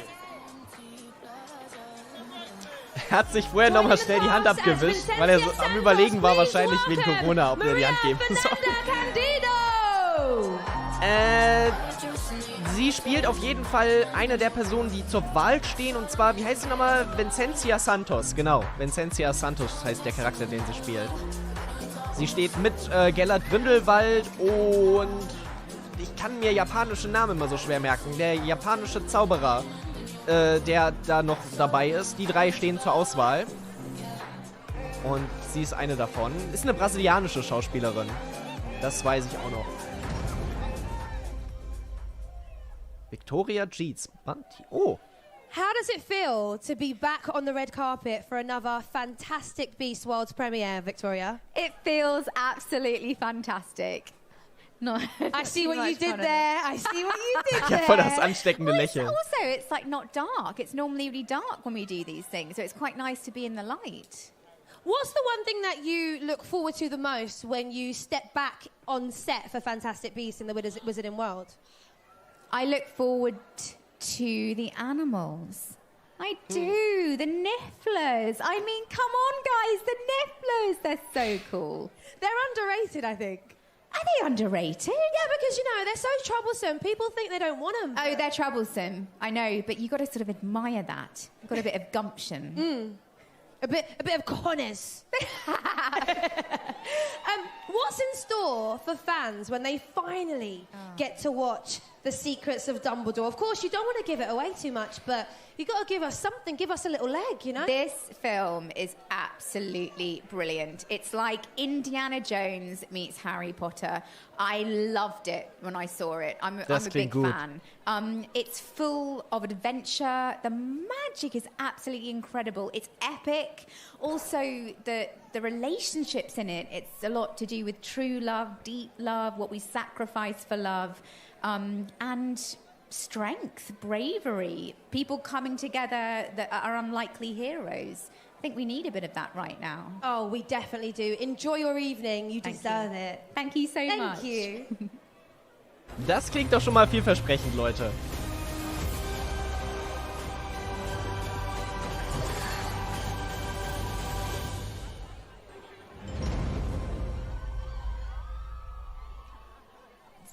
Thank you, Yinka. I'd like to get a chance to welcome Callum to the red carpet here. Hello, Tom. Nice to be here and see everyone again. Absolutely, absolutely. How does it feel to be here on the red carpet for this great film? It feels fantastic to see everyone, all the fans and all these people that we did this job with. And Ja, die sind doch gefärbt, Leute. Mal Real Talk, oder? You know firsthand, as well as do I, how much effort goes into these productions. Nee, Lili, J.K. Rowling scheint nicht da zu sein. Aber das war auch erwartbar, ehrlich gesagt.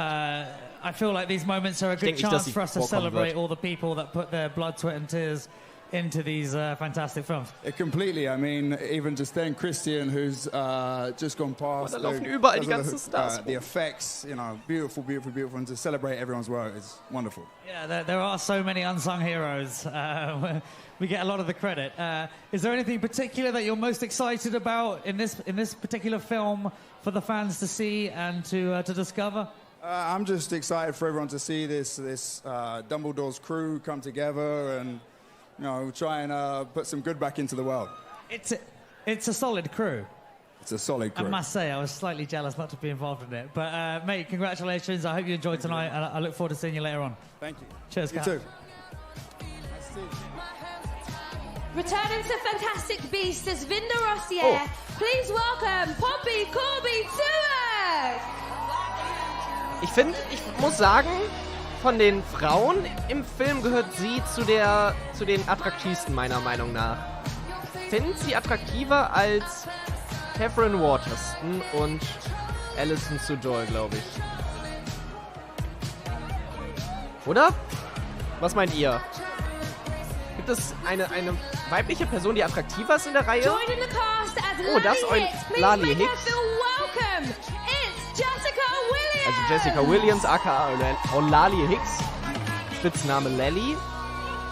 Und sie wird auch eine große Rolle in Fantastic Beasts 3 bekommen. Das hat J.K. Rowling schon bestätigt. Hello. I want to welcome you, Alison, to the red carpet. Same, Daniel. Ja, Raptor, dann sehen wir das ja ähnlich. I feel great. This is wonderful. Hi, everybody. Hi. Alison, please. And what a beautiful gown you're wearing tonight. Thank you very much. Thank you for braving the weather. What happened to spring? Where'd it go? Oh, welcome to England. Anyway, how does it feel to be here at the premiere England of a film that has had so many people put so much time into? I'm sure it's a very proud moment, and also you're excited to let everyone see all the excitement to come. I'm so excited to share this film. We made it under pretty wild circumstances, and we're all just really proud. There's a lot of heart in this film, and I just can't wait for everybody to see it. So very happy to be here.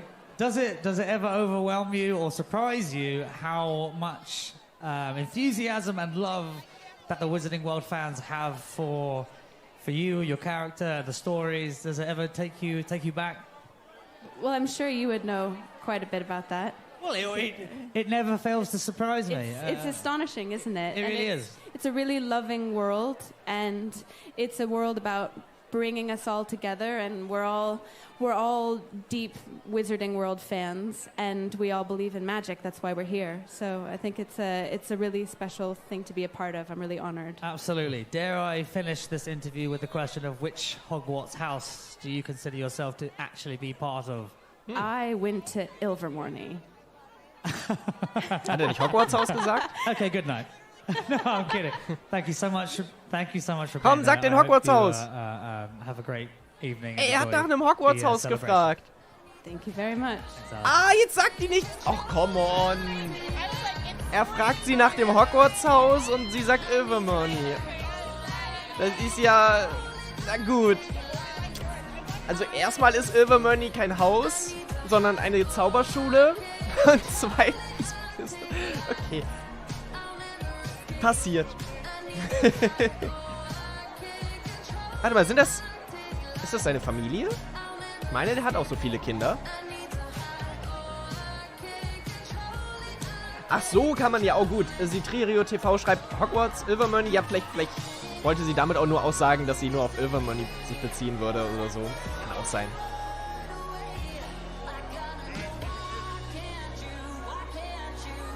Er ist halt mehr sexy Grindelwald als Johnny Depp Grindelwald sexy war, finde ich. Und das passt irgendwie, weil, keine Ahnung, Jude Law und Mads Mikkelsen harmonieren viel, viel besser zusammen, finde ich, als Johnny Depp Grindelwald mit Jude Law Dumbledore. Ich weiß nicht, so.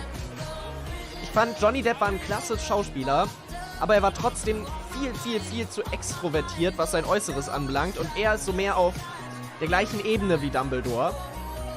Und es gab manche Leute, die gesagt haben, dass sie das blöd finden. Ich persönlich muss aber sagen, dass ich das viel, viel besser finde.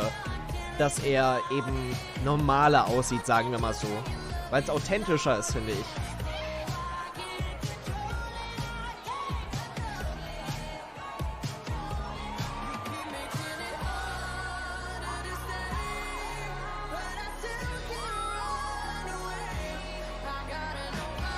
Die sieht ein bisschen... Hi there, we want to welcome Poppy to the red carpet. Woo! Poppy, welcome. How does it feel? How do you feel having this warm reception here tonight? It's a lovely warm reception for such a cold evening. Sie hat halt voll die schönen Augen. It's really lovely to be here after what feels like 25 years. Yeah, that's what I was going to ask you. I mean, so much time and blood, sweat and tears go into making these films from so many people. Das ist Poppy Corby-Touch, die spielt Winde Rosier, also eine Untergebene von Grindelwald. War schon in Teil 2 dabei. All the way. I mean, I'm amazed we made a film at the end of it. It felt like such a feat. I feel like it's a feat to achieve that in the best of times, let alone to do it. Exactly. So congratulations to everyone here. So I must ask, at the beginning of this film, your character Vinda, where do we find her at the start of this film, without giving away too much? Without giving away too much. I mean, she's the #1 fan of Grindelwald. I don't think that's subsided in any of the intervening years. She's still a firm believer of the cause and the greater good. I'm not going to ask how that ends up, but yes. What's been the best thing about being welcomed into the arms of the Wizarding World fan base? And I mean, I'm sure you know the answer to that. Well, I'm constantly surprised that people are still as interested as they are, let alone that the fandom is clearly growing. Yeah. It's not going away anytime soon. It's a multi-generational thing. It really is. I mean, it's amazing. Sometimes I'll meet people who read the books when they first came out, watched the films, and who are now reading those books to their kids. Yeah. And it's a really beautiful thing. Do you get the same thing that I sort of had, where people are not that particularly friendly to you because they just assume that you're really, really mean? Yes. Yes. Yeah. Kind of comes with the territory, Poppy. It's kind of nice in some ways, yes. right? It's a bit of a compliment in a backhanded Also ich finde sie way. süß, Leute, lasst mich. You don't have to be approached all the time. Anyway, congratulations on the film. Thank you so Enjoy much. tonight. Nein, ich gehe nicht mit Hermine fremd. Aber hey, ne, wenn Hermine nicht will. Wie Tommy hinterhergeschaut hat. So.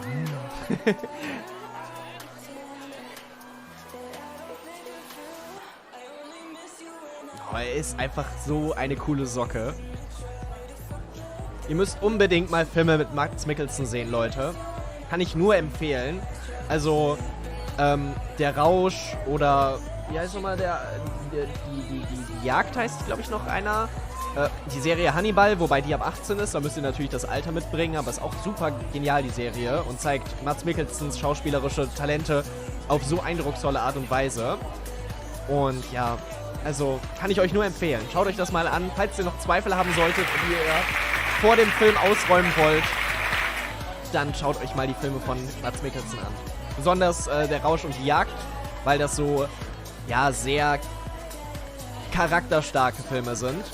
Und ja, da kriegt man, glaube ich, einen guten Einblick. Auf jeden Fall besser als bei Star Wars. Bei Rogue One war er auch dabei, aber da fand ich es jetzt nicht so gut zu sehen.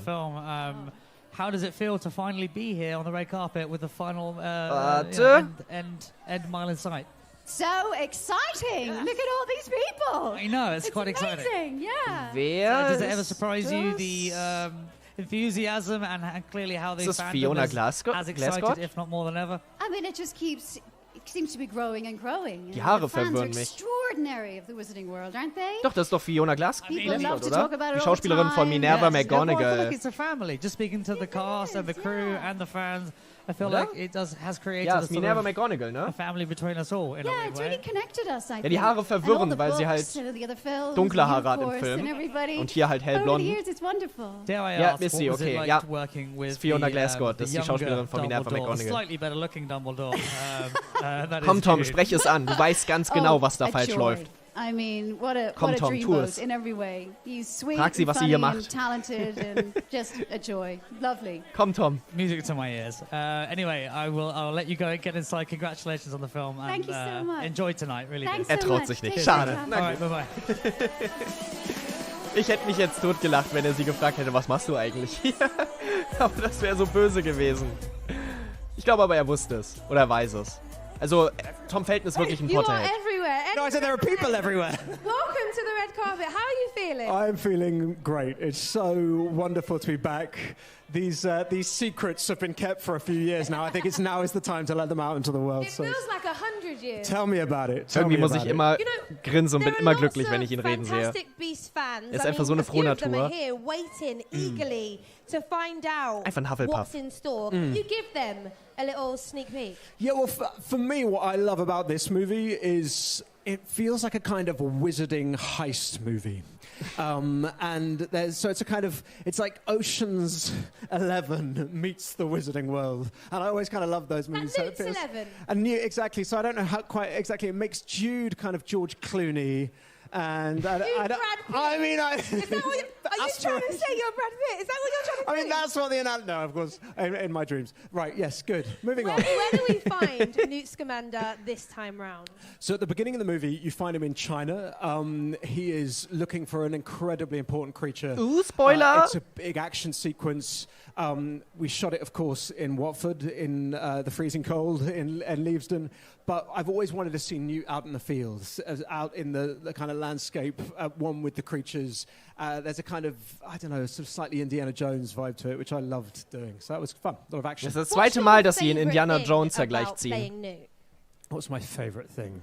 Finde ich aber gut. I really mag Indiana love Jones. him as a character. I find him unusual, empathetic, incredibly kind, and with massive heart. I also love the group of people and actors that David Yates has got together for these movies. We have so much fun making them, and so it's a bit of joy.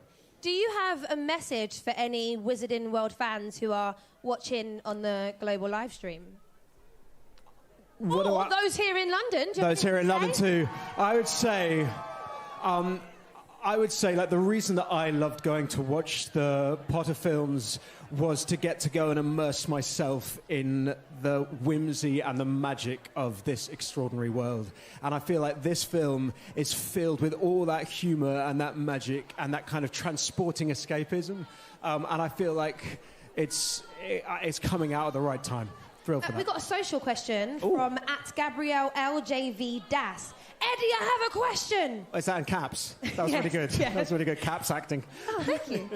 Is Teddy a bad influence on Pickett? Yeah, oh, I love them both. I was just asked who my favourite creature was, and I can't choose between those two. But the great thing about this movie is, you know, Pickett's needy, but just adorable and incredibly useful, and Teddy is a total nightmare, but the mischief is so kind of wonderfully attractive. And in this film, they join forces together. In fact, it's so successful, them joining forces together, that I think they may have a spin-off series. That's not actually true, but I'm putting it out into the ether because it's kind of brilliant. I'm going to leave you to go inside, but not before you have to show me the dance. Oh, you're not going to make me do the dance. Dance right now, Eddie. You're not do the going to dance. make me do what? Quickly, but they're shouting in my ear. There's a little bit of a hip swivel, and then a weird thing that goes on with the hips. You've got to make Callum do that. Ja, bitte, komm, holt ihn dazu. Did you just go down to my swiveling hips? Yeah. Thank you weirdly very exhausting, that does. Thank you so much. I made it awkward. See you later. Ich hätte so gefeiert, wenn der Callum noch dazu geholt hätte. I'm excited for the world to see manticores. They're these sweet little crab-like things that are obviously in no way, shape or form sweet. And of course, they catalyze Newt to do a ridiculous dance. It wouldn't be a fantastic piece without some ritual humiliation. Excellent. Hello, Maria. Welcome to the world premiere this evening. How do you feel to be on the red carpet?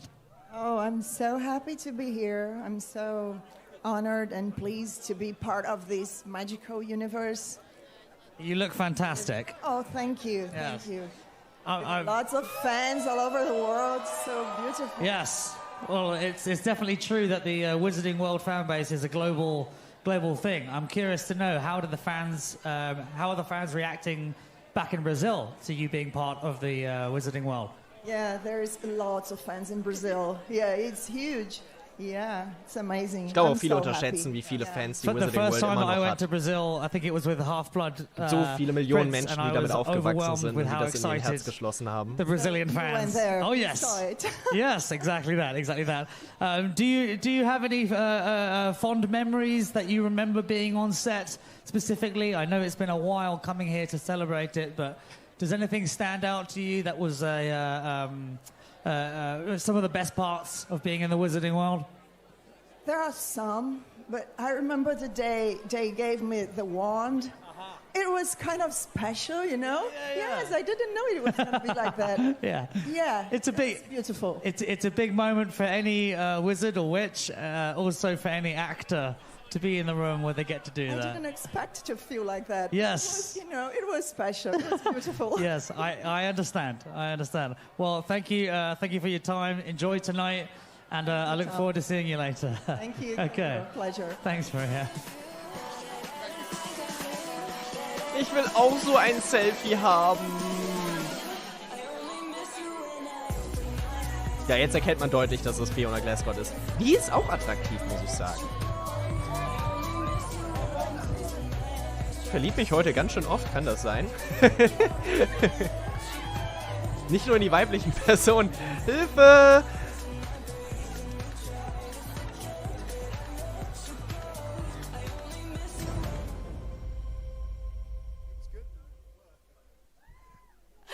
Jude Law, welcome to the red carpet.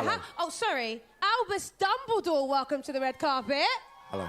Hello, Professor. How are you doing? Very good, very good. Have you done your homework? Oh, das in London, Finn. No, that's what I've got these cards. Where do we find Dumbledore at the start of this movie? Pretty much where he left off. He's still trying to figure out how to break the blood trough. So we start there and progress. We see him put together a team of, I'm going to call them unlikely heroes. Misfits. Yeah, misfits, miscreants. There's a muggle in there somewhere. Yeah, there is. What's going on? A muggle with a wand. But what was it like working with an ensemble like this? Because there are some Das ist kein huge echter characters. Zauberstab. Nicht mehr sicher. You mean the characters they played or the characters as actors? Sani Töter schreibt, J.K. Rowling ist heute da. Sie war die erste working in heute. ensembles is one of the highlights of being an actor. And working with an Ich informiere mich gerne mal, aber so kann ich mir echt gesagt nicht vorstellen. Aber da müsste sie ja eigentlich noch kommen. Both on and off camera. Womit ich übrigens kein Problem hätte. Honestly, one of the highlights of this job. And we all have wonderful parts to play, and we all have our own characters that we can mine, and on top of that, we're in this extraordinary world. It's Ja, a auf lot of Twitter fun, but wurde we das take it very gesagt. seriously. Oh, You know, we're okay. also quite competitive. Okay, So, J.K. Rowling you scheint know, dann led vor by Ort zu Eddie, sein, haben who's jetzt always, zwei Leute how can schon we do this gesagt. better? What can we do? How do we do it again? Aber Better. dann müsste sie ja vorkommen. You know, there's a real Kann man sense nicht vorstellen, dass sie dann of ignoriert wird. respect for the material and for the world and for the community, the Wizarding World community. What do you enjoy most about continuing the legacy of Albus Dumbledore, a character that is loved by so many? No pressure. No pressure. No pressure. Honestly, ja, laut Twitter ist das so, okay. I chose to see it as a journey to him rather than sort of carrying the mantle of Albus, because the Dumbledore that we all fell in love with from the books and from the Harry Potter films is this fully formed, mature, sage, wise man, old man. And I got to go back and layer up all the dramas and the past guilts and heartbreaks that formed him. So honestly, that was the pleasure for me, being able to go back and really show you the path he trod to become the man that we all love. I've got a social question for you. This is from @JamieDear. What's your favourite thing about Albus Dumbledore? He's calm. You're quite calming right now. Yeah, you're just like, You got to breathe, man. Well, thank you so much. Enjoy your night. It's an incredible Thank you. film. Thank you.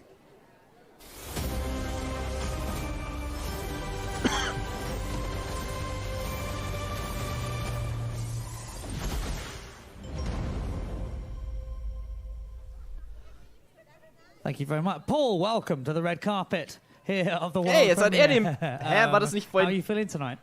Hat Eddie Redmayne den nicht vorhin? Oder hat er auch einen bekommen? Ich weiß nicht, wie der Schauspieler heißt, aber er spielt auch einen Untergebenen von Grindelwald. Let's hear it. Left, right, the fans are all around you. Yes. Wobei ich glaube, sein Charakter. Every year, I'm always surprised at the hat er auch noch keinen Namen bekommen, glaube ich. Fanbase. So I have to ask, how does your character Zabini slot into the Zabini, stimmt doch. World? Well, that's a very interesting question. Zabini, der ist auch aus Harry Potter bekannt, also der Familienname zumindest. Give us a teaser. Little teaser, thank you. All I'm going to say is he's a Slytherin, and he's very sneaky. Can we hear it for Slytherins? Anyone out there Slytherins? Yeah, okay. Woo! Thank God for that. All right, very much. Have you been, welcome to the Wizarding World family, fan base, and I hope that you get to enjoy it as much as I have. Congratulations on the film. I look forward to seeing you later on. Thank you so much. It's been a pleasure. Honestly, the fans have welcomed me, and I just couldn't. It's just an honor to be here. So thank you so much, guys. We do this all for you. So we hope you enjoy. Hear, hear. Thank you very much, Paul. Have a great night. Das war wohl nix. Das ist immer so ein Cringe-Moment und so ein unangenehmer Moment, wenn man jemand die Hand gibt und das nicht gesehen oder erwidert wird. Das ist immer, selbst als Person, wenn man nur zuschaut, ist das schon so, krieg ich jedes Mal die Krise. Das ist so das Schlimmste überhaupt.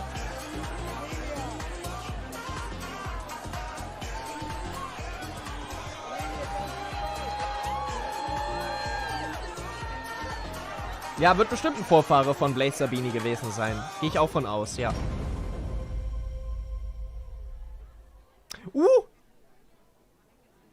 Mads Mikkelsen, welcome to the world premiere of Fantastic Beasts: The Secrets of Dumbledore. Thank you. How It's are fantastic. you feeling? It's overwhelming. I mean, I thought it was the people making the films were like a big family, but it turns out that all the fans are part of that family. It's a giant family. How did you start? How did you just begin to approach the role of Grindelwald? Well, it started out with me asking my kids if I should say yes, and that was no option, so that's why it started. Well, it's in the story. Obviously, I jump into it in the middle of the process, and I had a long conversation with David and with Jude, because those two characters are linked, intertwined. So whatever he had in mind was also where my character was going. You share some big scenes with Jude Law, Yeah. with Albus Dumbledore. Why do you think that he's the perfect choice to continue Dumbledore's legacy? Yeah, those are big shoes to wear, right? There's only one answer to that. He's an amazing actor, and he can pull anything off. I've got a social question for you. Oh, go. From @ZUUZ_13. Of course, Grindelwald doesn't go to Hogwarts. He does not attend Hogwarts. He would attend Durmstrang, right? Yeah. What Hogwarts house would you be in? Well, easy one. With Slytherin, of course. Come on, it's obvious. Yeah, but I don't think he would have been there. He would have skipped all the classes and done something else.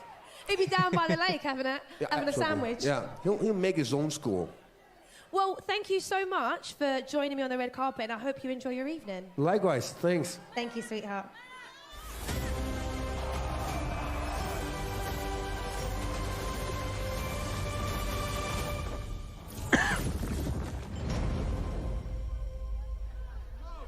Thank you, Jessica. Welcome to the red carpet.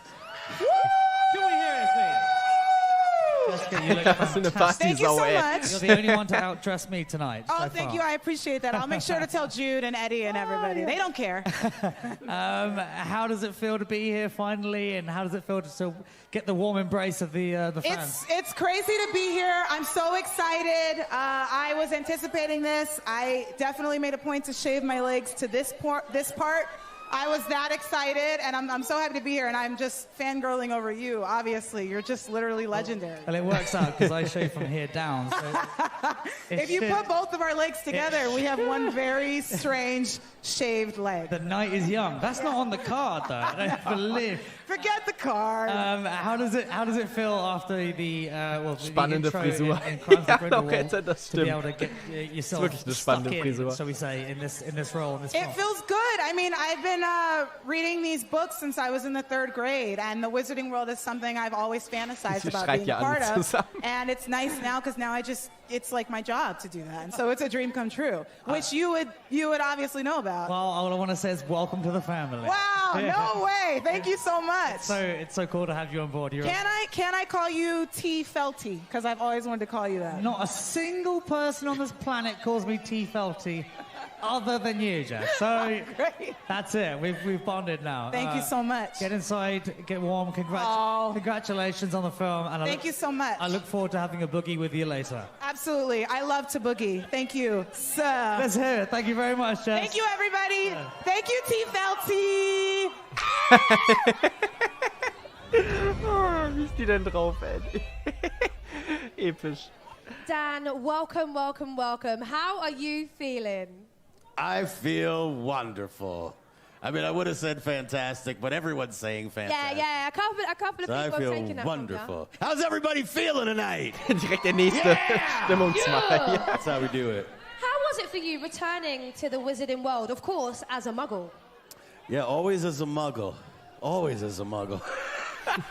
But they gave me a wand this time, so that was fun. I got to really do some more magical fun stuff this time. And I mean that scene in the trailer that you saw where I'm struggling with the magic and it's like a hurricane, and that was such a blast to shoot. That's my kind of scene, you know, like you have everybody in it. It's got the drama, it's got the action, it's got the special effects, it's got the connection with him and Queenie, and it's just, I can't wait to see that on the big screen. For you, Yeah. you know, Jacob isn't in the best place when we first start the movie. Can you Yeah. explain where we find him? What's he up to? Yeah, when you first see him, he's kind of a reflection of the times. It's like the Great Depression, and he's really depressed that Queenie has left, and he's really sad, and he's like in a state of like loss, you know, and he's almost going nuts because he doesn't have her anymore, and the bakery is a reflection of that. It's like everything's just falling apart, and he's like about to give up, and then all of a sudden Lally comes back into his life and pulls him back into it. Here are my kids, by the way.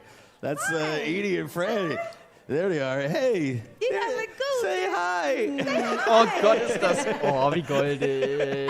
Dan, you do get a wand this Gott, time round. habt ihr die beiden How did it gesehen? feel the first time you got to hold it Zucker and just einfach. brandish it a little Oh bit? man, I spent 2 movies just like having wand envy, just being like, what are they doing over there? And they handed it to me. They didn't give me any training, which was fine. And I kind of I handled it like how I thought a soldier would, like a quick draw. Wah! You know, I was lucky it didn't go flying out of my hand. Yes, poke some Zaya. Yeah. That's a whole insurance thing we don't want to get into. I've got a Vor allem ist euch aufgefallen, dass es der zweite Versuch von ihm war, seine Töchter einmal zu zeigen. Beim ersten Mal wurden sie nicht gezeigt, jetzt wurden sie gezeigt. Das ist super süß. It feels incredible, effervescent. Ooh, nice word of not using fantastic. And how was it for you to be the first Muggle ever in the history of the wizarding world to have your own little wooden stick? My your own goodness, my God, this is a huge responsibility. Yeah. Wow, it's like a Jedi getting his lightsaber. Wow, I feel like it's like being in a Western, and then like actually getting to ride a horse. Oh no, you're handed a gun. I don't want to. You know what's really fun is the fact that they basically didn't give me any training at all, so they just handed me the thing. So I had to figure out how to use it. So I made up my own way of doing it. And there's that scene that I was talking about earlier with the hurricane. I got to really use a lot of my like walking against the wind, like mime skills, which I didn't think I ever used them again. You know, I did that in college, and those improv classes have done you well. I know they paid me to do it. I was just, it was just for fun last time. Well, I can't wait for everyone to watch the film, and I'm sure you can't as well. Thank you so much for joining me. Thank you. And enjoy your evening. Ich muss generell sagen, ich finde alle Schauspieler, die jetzt so vorkamen und so, sind alles so unglaubliche Sympathen. Also, klar, die sind immer sympathisch so oder geben sich sympathisch, wenn man bei so einer Premiere ist, logischerweise. Aber ich weiß nicht, irgendwie haben die alle sowas drollig, sympathisch, unbeholfen, naives, so keine Ahnung. Welcome to the red carpet.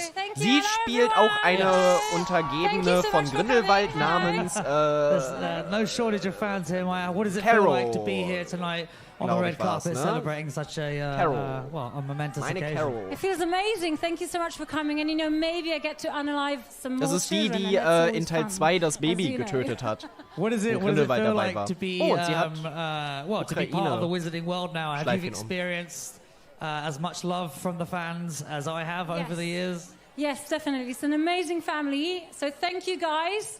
It's so humbling. It's truly magical. So I just feel really, really humbled. And everybody's amazing. Truly magical. I use that line on myself. What was it? What did it feel like stepping back Rosé ist das nicht, into the Mutato. wizarding world Rosé, did you miss? Wenn der Rosé war vorhin, das ist Poppy Corbry Tooch gewesen. I miss it all the time. Carol passt ja. Ja, genau, Carol heißt sie. Mads, our wonderful boss. And all the others, obviously Betty's are the best. So yes, no, it felt amazing, and it was an amazing project, and I'm so excited that we're finally here. And I know you're going to love it because it is alle incredible Schauspieler sind da, and Sina. fantastic. And I'm assuming Slytherin for life? Yes, Slytherin forever! Any Slytherin Oh, Marie ist da. Marie, you look beautiful tonight. Hier werden manchmal Szenen gezeigt. Also so Mini-Bilder kurz. Du bist ja sehr radikal, was Spoiler anbelangt. Also nur als kleine Warnung. Wobei ich glaube, weiß nicht, ob da jetzt noch viel kommt, aber We are joined here by Mr. Callum Turner. How are you doing? I'm great. It's a pleasure to be here and see everyone again. I'm very happy. How did it feel for you when you first went back on set, finally, for another Fantastic Beasts film? It was beautiful because we got to see all our family members, basically, and our friends. And it was in the height of COVID, and there was the whole world was moved for us to get back onto set and to make this film. So it was an honor, it was a pleasure, and it was a relief. It must have also felt good being back with your on-screen brother, Eddie Redmayne. Yeah, it's one of my favorite things to do in the world. Just hang out with Eddie. Spoken like a true brother. What's the highlight of working together? Just how funny he is and generous and how much of a brilliant actor he is.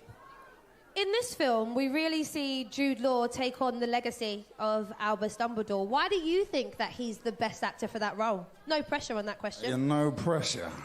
Well, he's just, again, like Eddie, he's a fantastic leader. He's brilliant, he's giving, he's present, he's generous, he's honest. and he's really well dressed. Oh, amen to that one.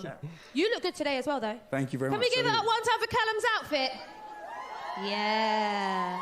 I did want to ask you, actually, because, you know, the Wizarding World, of course, has so many fans. Yeah. It has magic.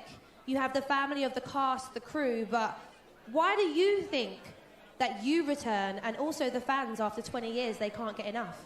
I love being part of this film because of the magic, you know. I love magic so much. It blows my mind, and we get to entertain with that level, and David Yates really brings that magic up, and it's a wonderful thing. Well, thank you so much for joining me today, and enjoy your evening. My pleasure. Thank you. Nice to meet you. Thank you, darling. See you later.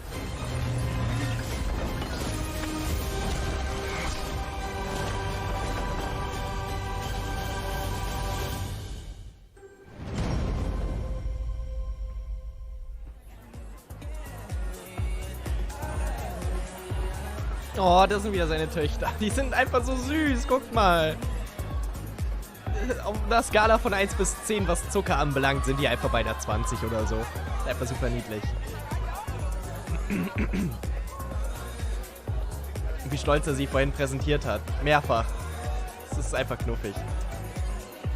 Wie muss man sich denn fühlen, wenn Dan Vogler der Vater oder der eigene Vater ist? So, voll cool. Ich glaube, einen cooleren Daddy können sie sich nicht vorstellen. Catherine, welcome to Fantastic Beasts, The Secrets of Dumbledore, the world premiere. Thank you. How does it feel to finally be here? Finally. Yeah, it feels a long time coming. Yeah, it's great to be here. It's great to be home in London. Where do we find your character, Tina Goldstein, in this film? Because she's had a bit of a promotion, hasn't she? I'm not going to talk about it. Oh! You can't get me to talk about it. I get so nervous even at the premiere. You know, we're well trained not to share the secret. Machen ja ein Geheimnis draus. But she's a boss babes. That's a polite way of saying what I'm thinking she is. Same. Sie darf nicht darüber reden oder will nicht darüber reden. reden. Same feeling of excitement when you get back on set for Fantastic Beasts. It's different, actually. At the beginning, it was such an undertaking and really intimidating, and we were all buzzing with this excitement of, you know, stepping into something that's kind of an unknown, but also with this great pressure, of course, of, like, you know, pleasing the fans and living up to their expectations. But coming back year after year it's a totally different experience, you know. Ich glaube, das wird noch so ein heftiger Plot-Twist. Irgendwas mit Tina wird so ein heftiger Plot-Twist. But, you know, Eddie and the main cast, we've been working together for years, and we've had children and gone through so many things in our lives together, and so I suppose it's sort of like going back to school in the autumn, you know, and you're like reunited, and and you feel safe, and it means that you can kind of jump off in the deep end. You don't have any of the process of, like, the first dates at work that you sort of have normally, where you're slowly getting to know one another, and so I think it serves the work well, and it's just a pleasure. Ja, so ein bisschen erinnert ihre Frisur an Rey von Star Wars. Ja, das stimmt. What's your favorite thing about being a part of the Wizarding World? I think it's the fans. They're so supportive. Hey, fans. Das wäre, glaube ich, auch meine Antwort. And it's really galvanizing because we're all, you know, trying to do our best for them, and when we feel their support, it makes us feel like we can do it, and yeah, that's the best part. It almost makes you feel warm on a night like tonight.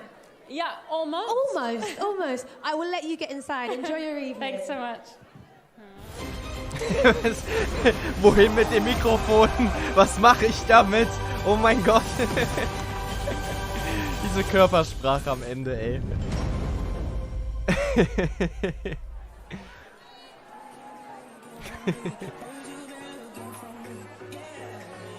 Ja, wäre sie Sängerin, wäre sie nicht überfordert gewesen. Wahrscheinlich. Normalerweise schwebt das Mikro über ihr und jemand anderes hält es.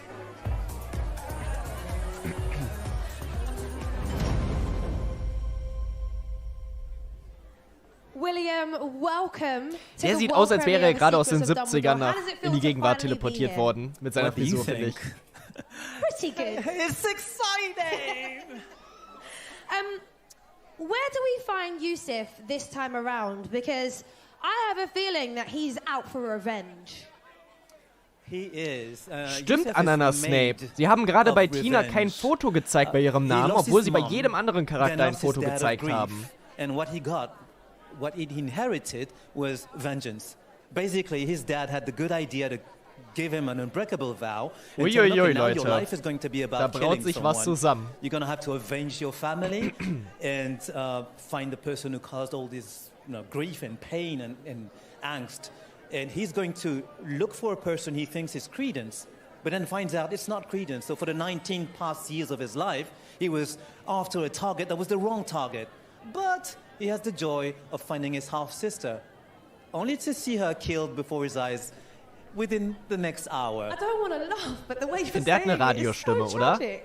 So ein bisschen. It is tragedy, you know. So tragic. But what has been your favorite thing about joining the Wizarding World? How has it changed your life? Well, what I want to say, because when we find him, the important thing is that he has been changed and hired by Dumbledore and given a new family. Nee, ich glaube nicht, dass es eine ganze Nacht geht. Normalerweise dauern diese Premieren so 1,5 Stunden. So, no, it's good to finish your point. But for you personally, Aber ich as weiß an es ehrlich actor, gesagt auch nicht. as a Bin man, gespannt. Aber gleich haben wir alle Schauspieler durch, was die Interviews anbelangt. Also die da sind. My life has changed completely. I have reconnected with my childhood. I have reconnected with the reasons why I wanted to do this job, which was to go to the people and bring them the stories that actually inspire them. And now all the fans are part of my life, and I have a huge family of millions. Er hat einen and I share that with them, Kinderriegelgesicht. the love of magic. Do you have any messages or anything for any of your French fans who might be watching tonight? Don't forget the magic in your life. The wand is just the extension of your will. And the wand is a metaphor of the power you actually have. The power of love, the power of forgiving, the power of hope. Well, on Schön that gesagt. note, enjoy your evening and thank you for talking to me. Thanks for having me. Thank you.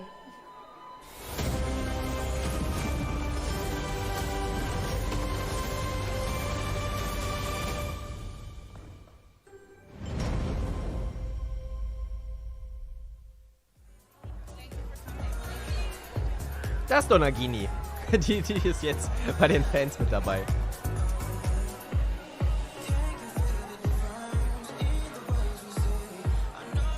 Aber das ist doch der hier, London Eye, oder? Dann könnte man ja ziemlich genau sagen, wo sich das gerade befindet.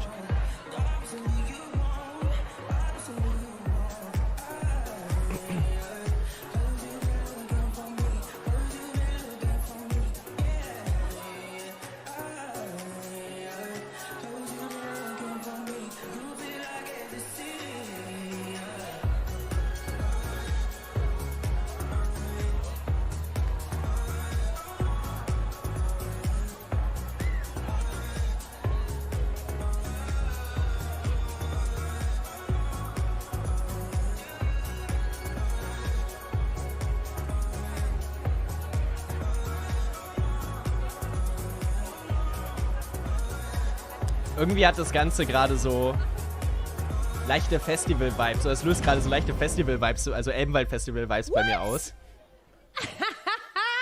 Keine Ahnung warum. Jess, hello! I did not know there was going to be a graphic part of that. That is sick.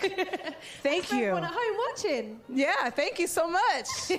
How are you? Oh, I'm very well, thank you. Good. How are you? How are you doing tonight? I am feeling lovely. This is exciting. I stopped Royal shaking Festival 2 minutes Hall. ago, Ah ja, stimmt, which genau. is good. Daddle Fever schreibt es But gerade. I feel tight. Thank you. Oh, what went through your Wo mind? ist Credence? Ja, das stimmt. Ezra Miller hat man noch gar nicht gesehen.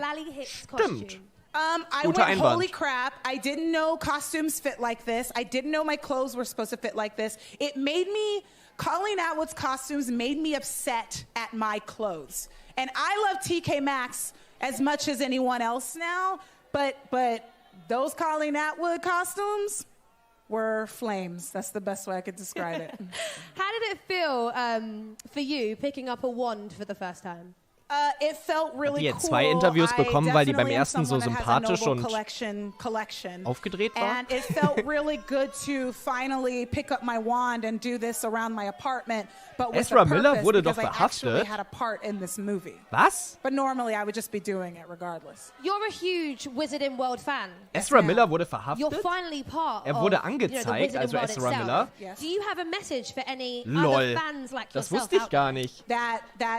That want to be a witch. Wartet mal. You know what? Hold on to the magic and the feeling that it gives you. I fell in love with these books when I was in the 3rd grade, and my teacher would read it to us at the end of class. And, hold on. I love how they make me feel. I love how cozy the films and books are. Tatsächlich. And I love how cozy this movie turned out. I had so much fun making this movie. It was a dream to make it. And so I hope you have as Hatte much wohl fun einen as Ausraster we in did. einer Karaoke-Bar Thank you so und wurde much. daraufhin Thank you so much verhaftet. for having me. You look Enjoy- beautiful. Oh, sorry, you look gorgeous. Was? Thank you. Enjoy your evening. I will. Bye. Thanks. Ja, er wurde wegen Ruhestörung und Belästigung festgenommen. Der Darsteller habe sich aufgeregt, als Gäste in einer Bar anfingen, Karaoke zu singen. Er habe Obszönitäten geschrien und versucht, einer 23-jährigen Besucherin das Mikrofon aus der Hand zu reißen. Dies stellte laut Polizei eine Ordnungswidrigkeit dar. Später griff er einen 32 Jahre alten Mann an, der Darts spielte. Dies erfüllte den Tatbestand der Belästigung. Miller wurde verhaftet, seine Kaution auf $500 festgelegt. Der Schauspieler zahlte den Betrag und wurde freigelassen. Aber dann ist er doch wieder frei. Alison, welcome Vielleicht to war the ihm red das dann zu- carpet. How does it feel to finally be here? It feels so wonderful. Aber Thank er you ist so wieder much to all frei, the also fans er hätte who've come theoretisch out hier and sein who've stood können. out Vielleicht in war the ihm das dann zu cold peinlich oder to so. see us. We really appreciate your heftig. support and your love. Do you know, I want to start by asking you about the last time we saw Queenie. It was, in that epic scene where she runs off with Grindelwald.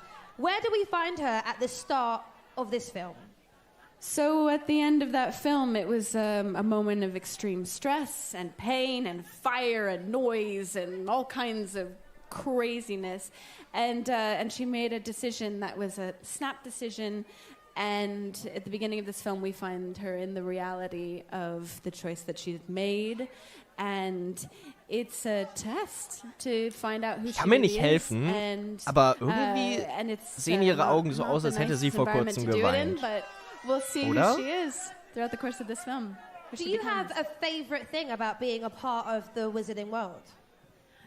That Stimmt, kids Eberfor fehlt think auch that noch. I'm actually magic, and I might be. So, yeah, and giving wand lessons as well. That's always a joy. I've got a Ich will mal gerade social gucken, wie viele question Live-Zuschauer for da a gerade dabei fan, sind. at Fabian Robin. 7.800. What things do you think you have in common with Queenie, if any? Oh, that's a nice question. Thank you.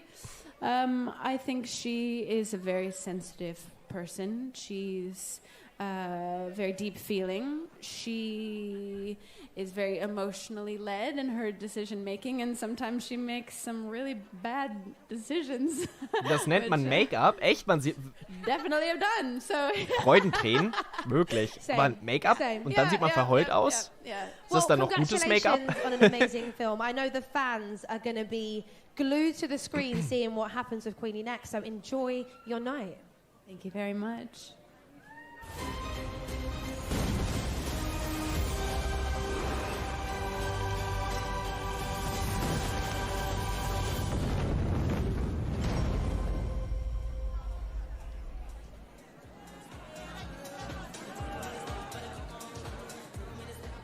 Ich wäre gerade so gern da. Warum bin ich nicht da? Manno. Mann, Manni. Sollen wir noch schnell nach London reisen? Komm, ich pack dich ein. So. Und dann ab dafür. Leute, was ist der schnellste Weg nach London? Bitte einmal in den Live-Chat schreiben. Ich meine, ne? Outfit-technisch bin ich ja perfekt vorbereitet. Well, that's all we've got time for here at the red carpet of the world premiere of Fantastic Beasts: Secrets of Dumbledore. Tom Felton, what's been your highlight of the evening? Yinka, it's hard to pick one. Honestly, I was just so excited really to Apparieren, meet all ja the cast Leute, again genau and, so. Well, I'm excited to see the film, but actually, once again, the fans have overwhelmed me with their enthusiasm. And yeah, so thank you all for coming out here tonight and showing so much support. Clearly, the wizarding world is not going anywhere anytime soon. How about yourself, Yinka? Other than obviously co-hosting with me. I was actually going to say, working with you, like, you know I love you, Tom. Come on. Come on. I wasn't fishing for that answer, but... you were dangling the bait. Slightly guilty as charged. So it's been an amazing evening, and a big thanks to our special guests who joined us on the red carpet, and of course to all of our Wizarding World fans watching from across the globe. Finally, a special thanks to Nava as well for keeping an eye on all of the fashion. She did very well. She did very well. She complimented me immediately, as did I you. But yes, it was lovely to have her with us, so thank you, Nava. So make sure you catch Fantastic Beasts: The Secrets of Dumbledore when it hits cinemas in April. Trust me, you don't want to miss it. Thank you for watching, and goodbye. Yeah, goodbye. Good night. Thanks, guys. Thanks, guys. Leute, ich glaube, das war's. Ich glaube, das war die Premiere, die Weltpremiere von Fantastic Beasts: The Secrets of Dumbledore. Wow, was war das bitte, Leute? Also ich fand's mega, mega cool, generell die ganzen Schauspieler zu sehen, schon mal so ein paar Meinungen über den Film zu hören und ja, vor allem das Ganze mit euch zusammen zu erleben. Und ich glaube, das muss man jetzt sowieso erstmal verdauen. Ich denke, es gibt ein paar Dinge, über die man da durchaus noch länger drüber nachdenken kann. Aber es ist jetzt auch nicht mehr lange hin, etwas mehr als eine Woche, bis der Film endlich in unseren Kinos erscheint. Und ich meine, jetzt sind es auch nur noch, wartet mal, jetzt muss ich mal gerade ganz kurz gucken. Jetzt sind es auch nur noch 1, 2, 3, 4, 5, 6, 7, 8, 9, 10, 11 Tage bis zum Fantastic Beasts 3DA-Treffen in Köln, worauf ich mich auch schon mega freue. Und ja, nur noch 9 Tage, bis der Film endlich bei uns erscheint und 8 Tage, bis ich ihn sehe. Ich bin einfach hyped ohne Ende. Die Weltpremiere hat nochmal meinen Hype zusätzlich beflügelt. Ich habe das gute Gefühl, dass das Ganze in eine sehr, sehr, sehr gute Richtung gehen könnte. Also die beschriebenen Sachen, wie zum Beispiel, dass es sich so ein bisschen anfühlt wie Wizarding World und Indiana Jones gemischt, ist genau das, was ich mir schon gedacht habe. Also dass Newt Scamander wieder seine Rolle zurückbekommt als Magiezoologe, der durch verschiedenste Länder reist und Tierwesen erforscht. Dass er diese Position auch im 3. Teil wieder hat, weil es wurde ja von vielen so ein bisschen kritisch bewertet, dass Newt Scamander so ein bisschen in den Hintergrund fällt und seine eigentliche Rolle verliert. Aber hier scheint er wieder, ja, ein bisschen zumindest mehr in den Fokus zu rücken, wobei Dumbledore natürlich weiter im Fokus steht, aber auch seine Rolle wieder zu bekommen, wo er eben dann solche Abenteuertouren unternimmt. Mads Mikkelsen sah mega cool aus und ich bin absolut felsenfest davon überzeugt, dass er die Rolle des Grindelwald rocken wird. Und ja, Leute, also ich werde das jetzt auch erstmal alles verdauen müssen. Ich bin unendlich hyped. Mir hat das sehr bei meinem Hype geholfen. Es hat den Hype sehr unterstützt und ich danke euch allen fürs Dabeisein, dass ihr den Hype mit mir geteilt habt und ja, dass ihr die Premiere mit mir zusammengeschaut habt. Wenn es euch gefallen hat, würde ich mich natürlich über einen Daumen nach oben freuen. Lasst gerne ein Abo da, falls ihr gerade vielleicht zufällig auf diesen Kanal gekommen seid und ja, Harry Potter und die Wizarding World genauso sehr mögt wie ich und wie alle anderen hier im Live-Chat wahrscheinlich auch. Und ja, ich werde bestimmt noch das ein oder andere Fantastic Beasts Video machen, bevor der Film in den Kinos erscheint und sehr viele noch danach, deswegen es würde sich lohnen. Und ja, Leute, dann vielen, vielen Dank, dass ihr alle so zahlreich am Start wart. Genießt den Abend, wir sehen uns morgen wieder bei neuen Videos auf meinem Kanal und morgen kommt auch ein neues Skriptvideo um 18 Uhr online. Und ja, ich bin super gespannt, was ihr dazu sagen werdet.